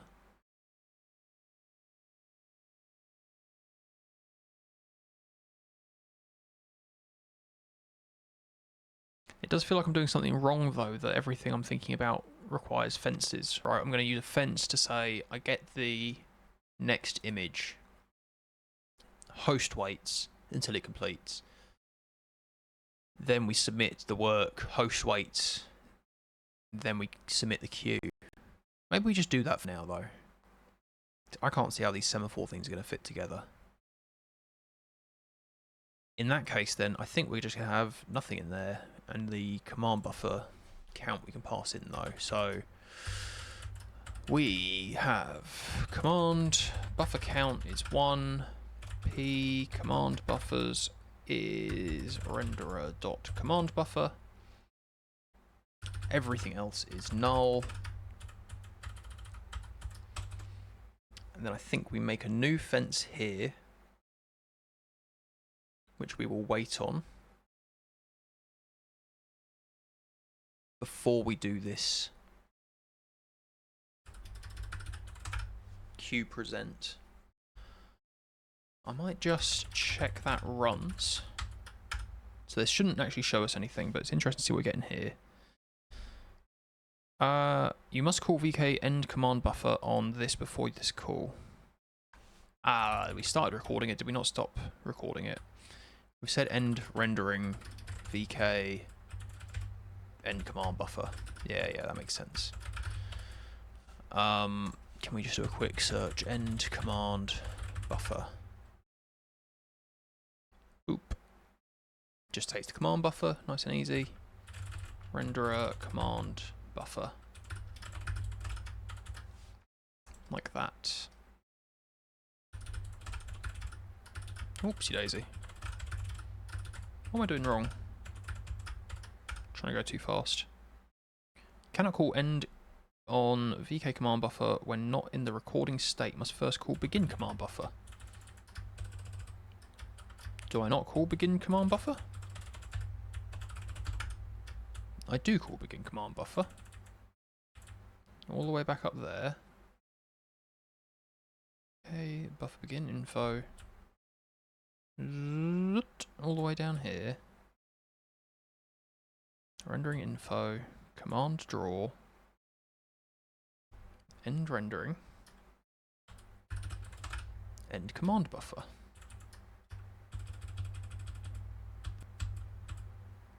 How does that make sense?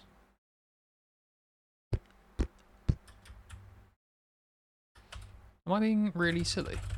Can I print line in here, begin, or began command buffer? Odin run main. Began command buffer. Cannot call end on VK command buffer when not in the recording state. Must first call begin command buffer. Command buffer must be in the recording state.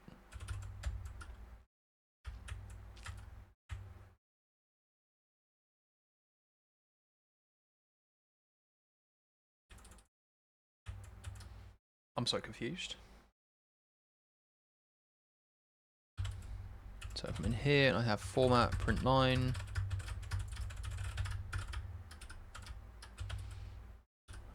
Christ. Format print line end command buffer. Yeah, begin then end. So why is my command buffer not in the recording state?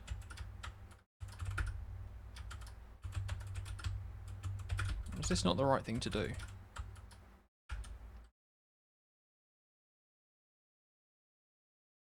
So VK Q submit P submit P command buffers. You must call VK end command buffer on the command buffer before this call. Each element of this thing must be in the pending or executable state. Yeah. So we're doing all of our commands. We need to come into here. It's worth saying here. So end recording command buffer. I think that can fail by the looks of it. Res equals VK end command buffer. And took in a renderer dot command buffer. If res not equal to success. Maybe this is the issue. Maybe this just isn't working. Panic failed. Oops. Failed to end command buffer.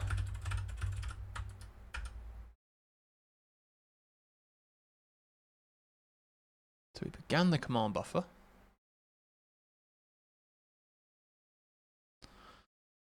Oh, I hate this.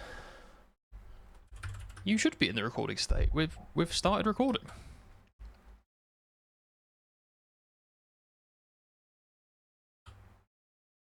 Right. When I come all the way up here, if I take that out, where is it? It's before all the commands, as it should be. Begin recording commands, VK, begin command buffer info. Is it this business? If I take that off.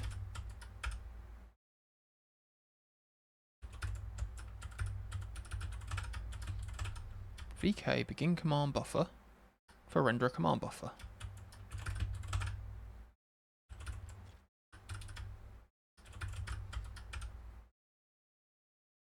VK end command buffer. Can I call end on this command buffer? It's not in the recording state. Must first call begin command buffer. VK object 1, this command buffer. Seg faults. Okay, so it's seg faults because I guess that call to end is being done on something invalid.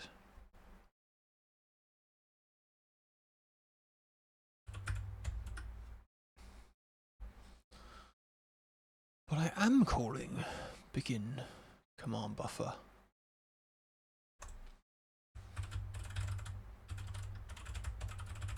Don't you just love Vulkan? So begin command buffer takes this thing in.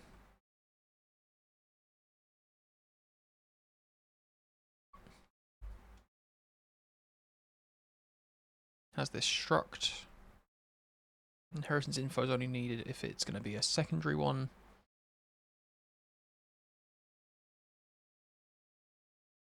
Bits which can be set.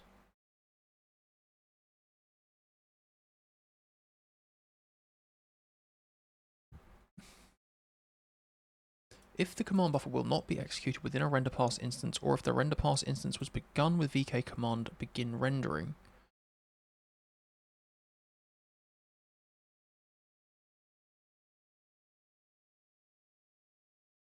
So command buffer begin info.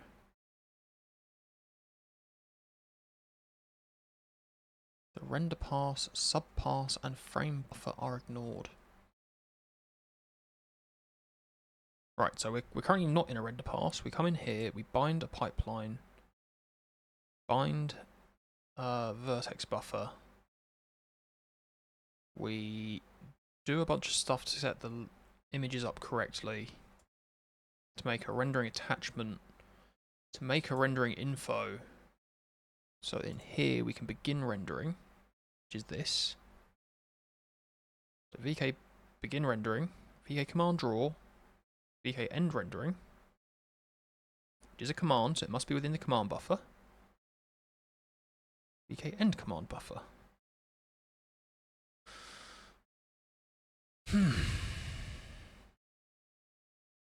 I mean, it's really hard to see. So I mean, these begin and end rendering, you see they don't return results. They can't fail. They're also not really related to what we're doing though, are they?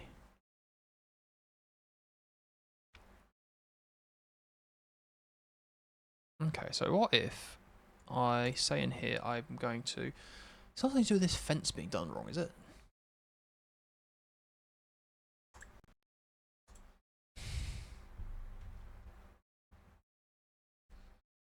Okay, what happens if I just... I'm commenting out everything except for the begin and stop. So we begin recording commands.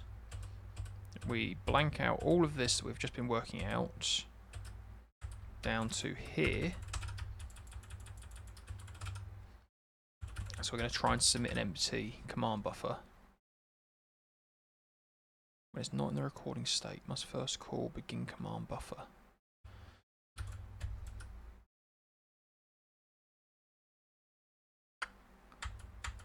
Interesting.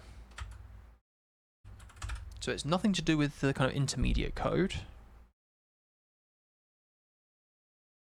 Our begin command buffer must just not be doing what we think it does. But when we looked it up, begin command buffer doesn't do a whole lot. Begin command buffer.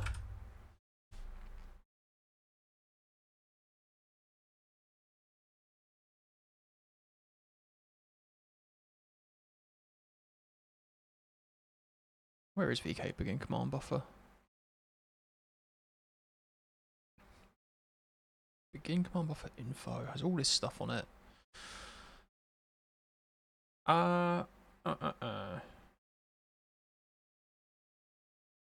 Reset command buffer we shouldn't need to call because we've set that thing on the command pool.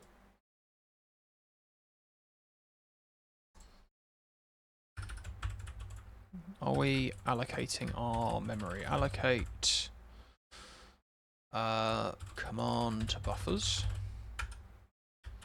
So render command buffer does have memory allocated. It's something where you have to like bind memory to it or something. Command buffer level, reset command buffer. Free command buffers. Yeah, command buffer recording. Host access to each member of P command buffers must be externally synchronized.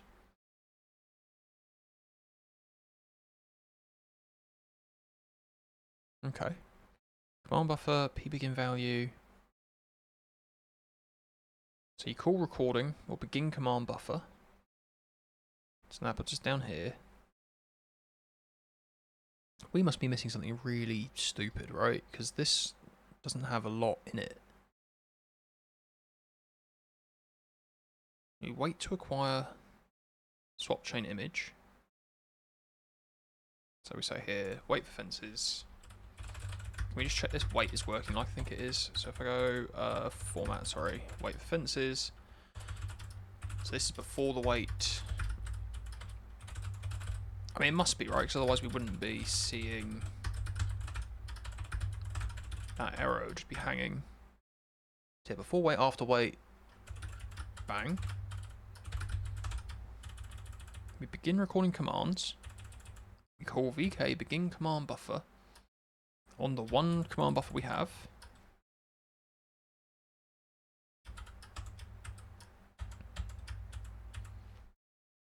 We call these other things in here.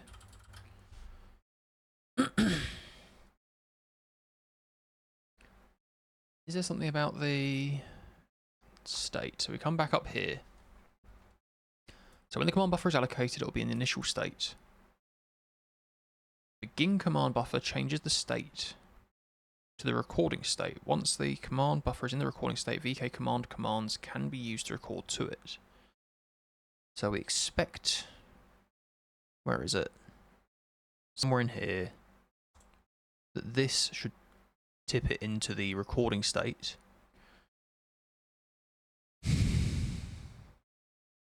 Cannot call end when not in the recording state. So are we in the invalid state? Is that what that means? Alright, so we're in here. We've called begin. We should be recording. You can be invalidated.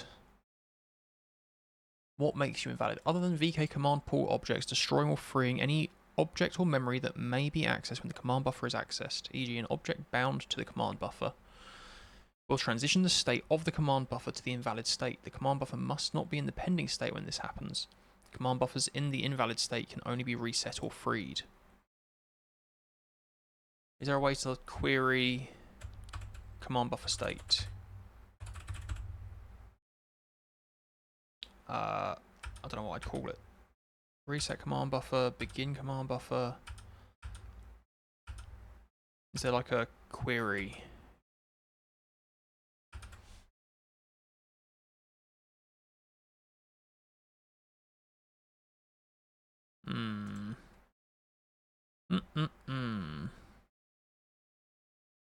Something is going horribly wrong. Recording submission. What is this? Queue forward progress. When using binary semaphores, the application must ensure the command buffer submissions will be able to complete.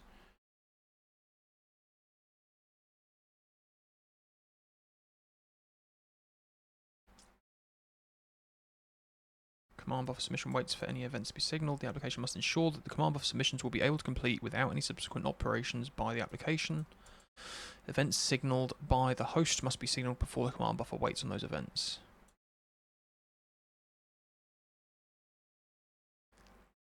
Okay, so that doesn't sound like us. Because we have no semaphores. Unless that means that things can't complete, but I would have thought it would just complete with bad behaviours. Right, let's see. Can we Google Vulkan query command buffer state? Right, command buffers. Is this just the same thing in a different place? It really looks it, doesn't it? Can we say query? Inclusion query enable, query precise, query flags. Command, okay, so that's not the same thing. Are we just going round and round now? Pipeline statistics, query flags, occlusion query enable. Pipeline statistic flag bit specifying the set of pipeline statistics can be counted by an active query in the command buffer.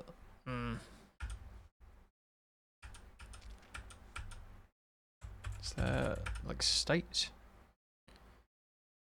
If the command buffer is in the invalid or executable state, the command buffer was allocated from a command pool with this. Begin command buffer implicitly resets it, behaving as if reset command buffer had been called. That's not what we care about. I mean,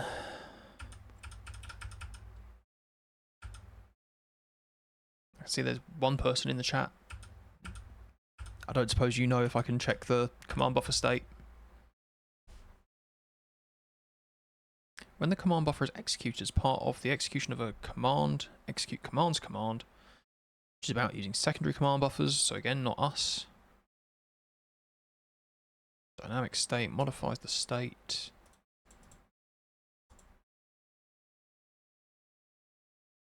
Provisional inherited state is an undefined value. State is not inherited, so that's again not us. The provisional inherited state, again not us. Pipeline multi-sample. That doesn't sound like it's us, does it? What's this? Command begin query. Begins a query. I mean, unhelpfully it's a command, so I'm not sure it actually does help us. Query type occlusion. No, I don't think that is us. Well, this text from this thing makes me wonder if there is any more state. What command buffer state am I missing? You have these ones. Specification means parameters such as bound pipelines, vertex, and index buffers. All parameters relevant for drawing commands and dispatching compute shaders. So if you want to draw anything, you need to set all those necessary parameters in each command buffer. You want to record the drawing commands. What's more, after executing secondary command buffers, you need to set this state once again. Bind these things, only render pass and subpass state is preserved. Each command buffer manages state independently of other command buffers. There is no inheritance of state across which... Okay, so again, this is about primary and secondary. Why isn't my command buffer in the right state? I've made a command pool that does not have the thingy flag. I submit command buffers, and when those command buffers are completed, I reset the pool. I keep the command buffer around. I get it again, and I begin recording with one time submit. The validation layer gives me this error. Oh, what's this error? If command buffer was allocated from a command pool which did not have the create reset command buffer flag set, command buffer must be in the initial state. Isn't it in the initial state after I reset the pool? Actually, reset the pool. How do you know those command buffers have completed? Note that resetting a pool that creates a secondary command buffer while that secondary command buffer has been recorded into some other primary command buffer will cause it to become invalid. By calling begin command buffer.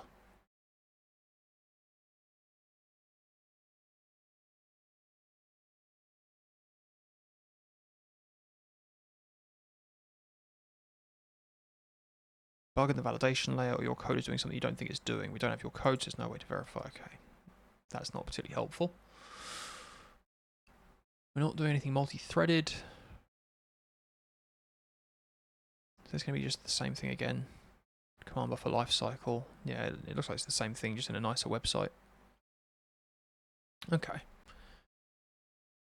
Modifying or deleting a resource that was used in a command buffer, in a command recorded to a command buffer will transition the state of that command buffer into the invalid state. So it could be this.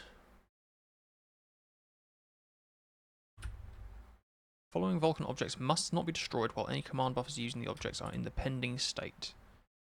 Well, you only get to pending once you've finished recording.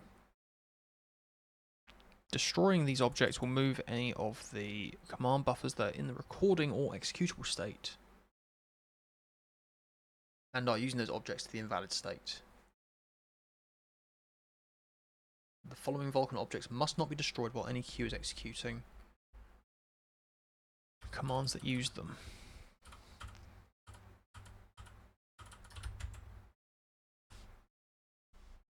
Okay. To draw frame. So we are doing something with the image views and the images, but we're not destroying any of them, and even if we're modifying the state, we're waiting on a fence, so we shouldn't be doing this post beginning the command recording. So we begin our recording, we do a bunch of binding, clear value, sub resource range, bunch of stuff.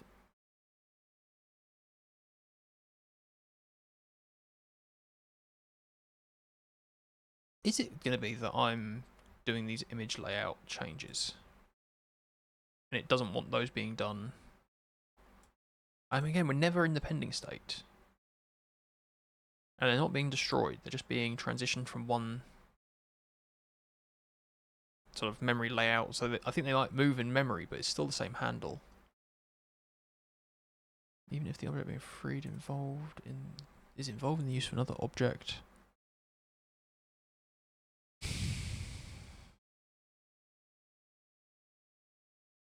VKQ, and again, we're not destroying any of these though.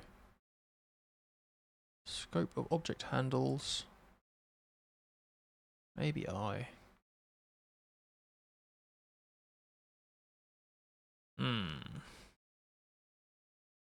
Command syntax. And duration. Specification describes Vulkan commands as functions or procedures using C99 syntax. Vulkan uses these. Blah blah blah blah. Commands that create Vulkan objects are of the form VK create. They have allocators. No, that's not even the same thing, is it?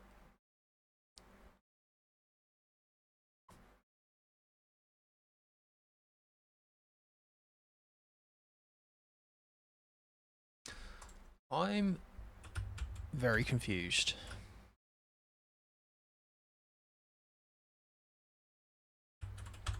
So we write, we clear the screen to make sure we're not looking at an old error. VK end command buffer, blah, message ID. End command buffer cannot call end when it's not in the recording state, must first call begin. Command buffer must be in the recording state.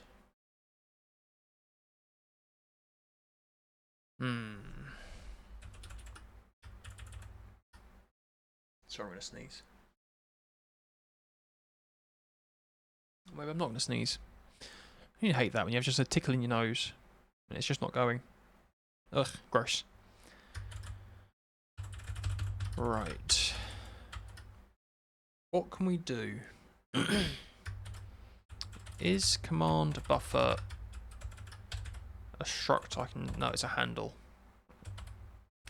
So to debug this, I really need to find a way to pull the state of the command buffer out of Vulkan. Vulkan get command buffer state.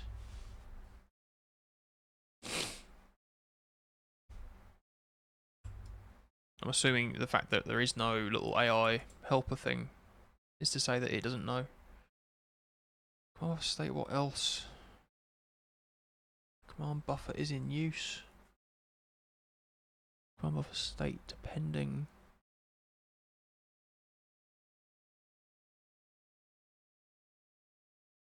Ooh.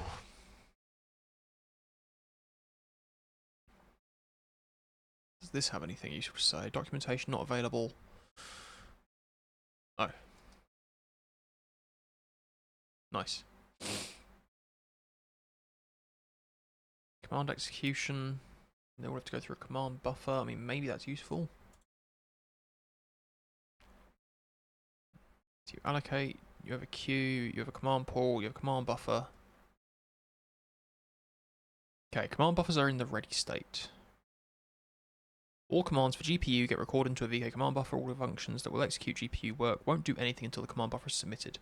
Command buffers start in the ready state. When in the ready state, you can call begin command buffer to put it into the recording state. Now you can start inputting commands into it with functions. When you are done, you call VK end command buffer to finish recording the commands and put it in the executable state where it is then ready to be submitted to the GPU. To submit the command buffer, you call VKQ submit, using both the command and the queue to submit into. VKQ submit also accepts submitting multiple command buffers together. Any command buffer that is submitted is put in the pending state. Once a command buffer has been submitted, it is still alive and being consumed by the GPU. At this point, it is not safe to reset the command buffer. You need to make sure the GPU has finished executing all the commands from that command buffer. To reset it, use that. For more detailed information on the life cycle, and this is going to be a link just back to the same thing again, isn't it? God damn it.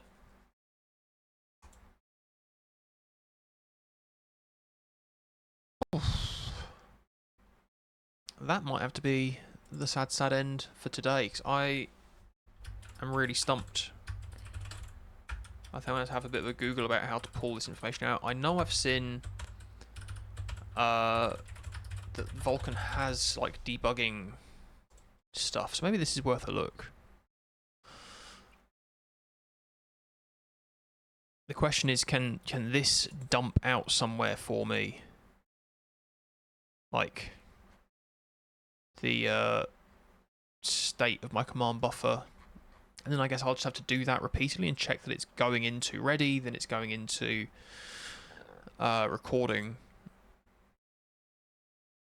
So what is this saying? Particularly in combination with external debugger or profiler, debugging extensions may be available. Object type enumeration defines values, each of which correspond to a specific Vulkan handle type. These values can be used to associate debug information with a particular type of object through one or more extensions. One of these is the command buffer. This is looking promising.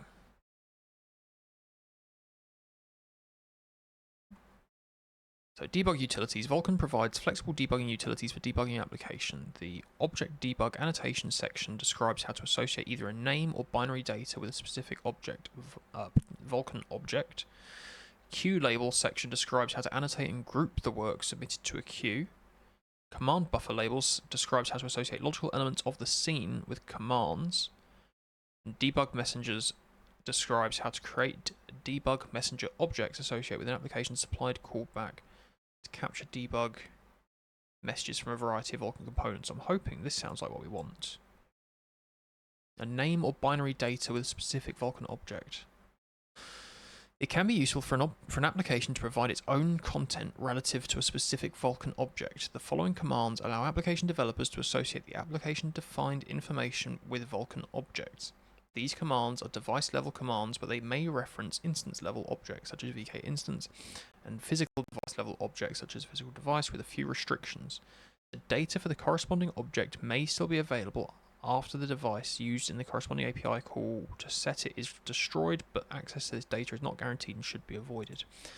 Subsequent calls to change the data of the same object across multiple VK device objects may result in the data being changed to the most recent version for all VK device objects.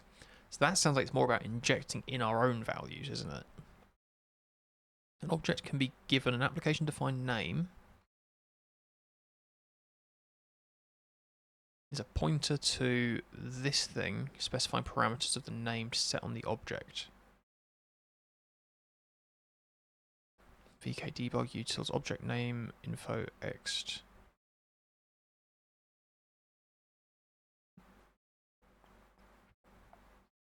Applications may change the name associated with an object simply by calling this again with a new string. If p object name is either null or an empty string, any previously set name is removed.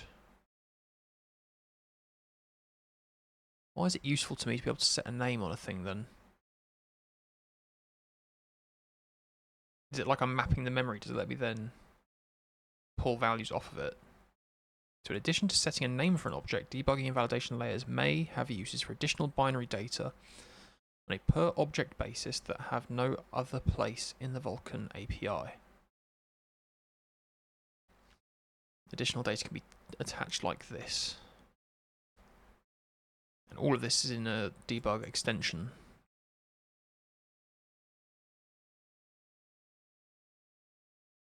VK debug utils object tag. Okay, so that attaching a name to a thing might be what we want.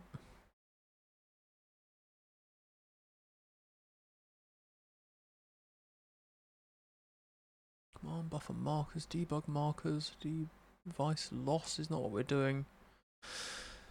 Okay, I think this might be the end of this stream. I'm going to go have a bit of a more slow and relaxed read through this and a bit of a play with the debugging tools. But I'm kind of bummed. I honestly thought this would be the stream we'd get to actually do a draw. But this has just got me stumped. What's it saying? It's saying that I need to call... Well, so we've seen that we can't submit until we've called... oh my god, it's all the way down here. So we can't call vkq submit until we've called end command buffer. We can't call end command buffer until we call begin command buffer. But we do call begin command buffer. So, God knows, somewhere between, what do I want to say here? So, debug, between here and the end debug, something is changing the state of our command buffer from recording to something else, probably invalid.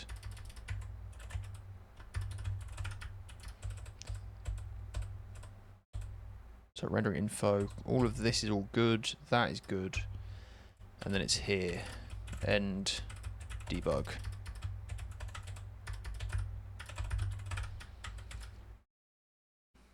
Right, then that's, is that the right place? Yeah, it's at end command buffer, it's then blowing up because we're not in the right state. Cool, I'm going to end the stream there. Fingers crossed, a bit of poking offline, I can work out what's gone wrong with that. But, all part of the fun with these things. So, I hope you've enjoyed if you've made it this far. And fingers crossed, I will see you again soon to actually do the thing. Maybe next stream will be the stream we draw a triangle. So, see you later.